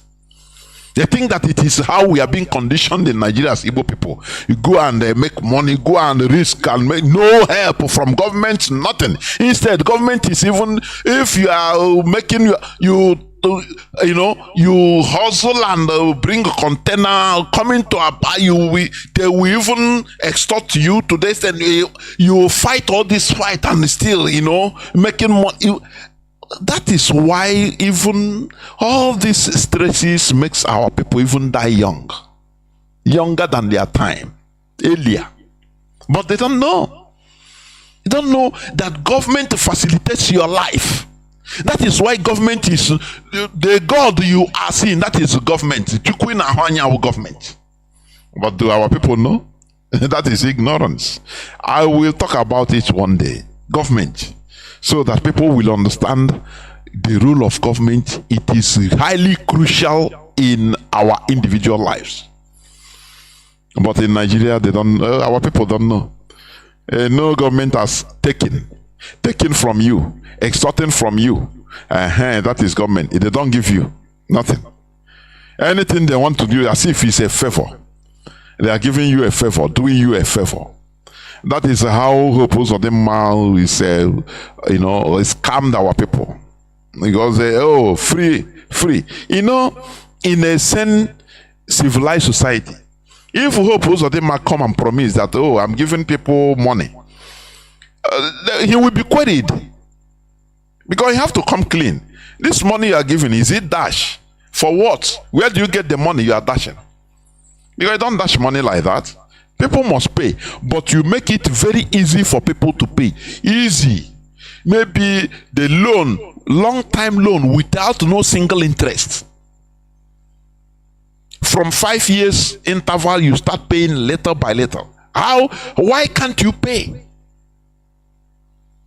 But they come and lie, and everybody believe, because we are accustomed to believing. We are being reduced into believers. You don't know that if you are called a believer, it's an insult, but you don't know. You take it as a credit because of the way our mentalities are being structured.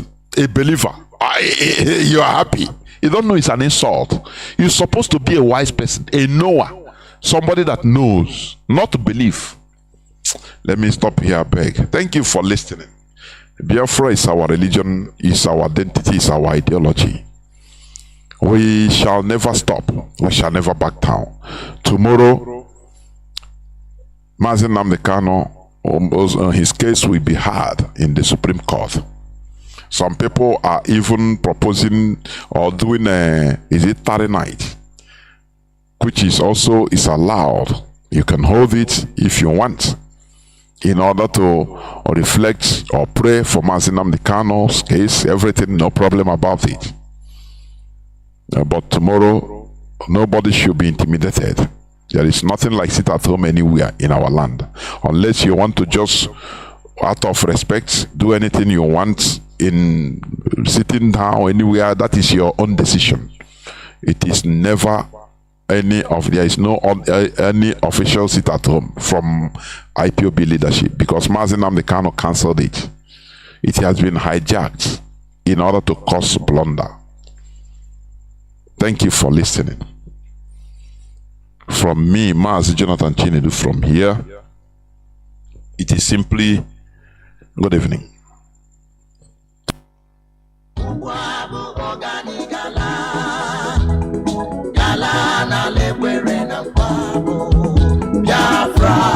Biafra, ndị ngozi obodo bụ sọmma, obodo doro nsọ.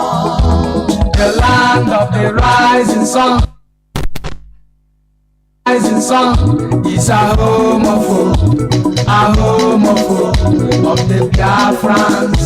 The fire of the eastern land is a promised land, a blessed land of the Chukwu Abịama.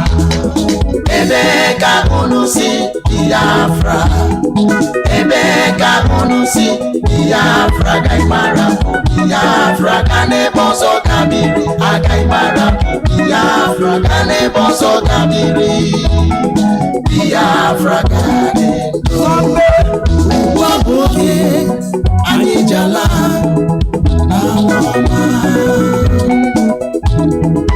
Wana lemo kamna malombo wana jumo, wasina Biafra na tago. Chukwu kika Biama onya anijala.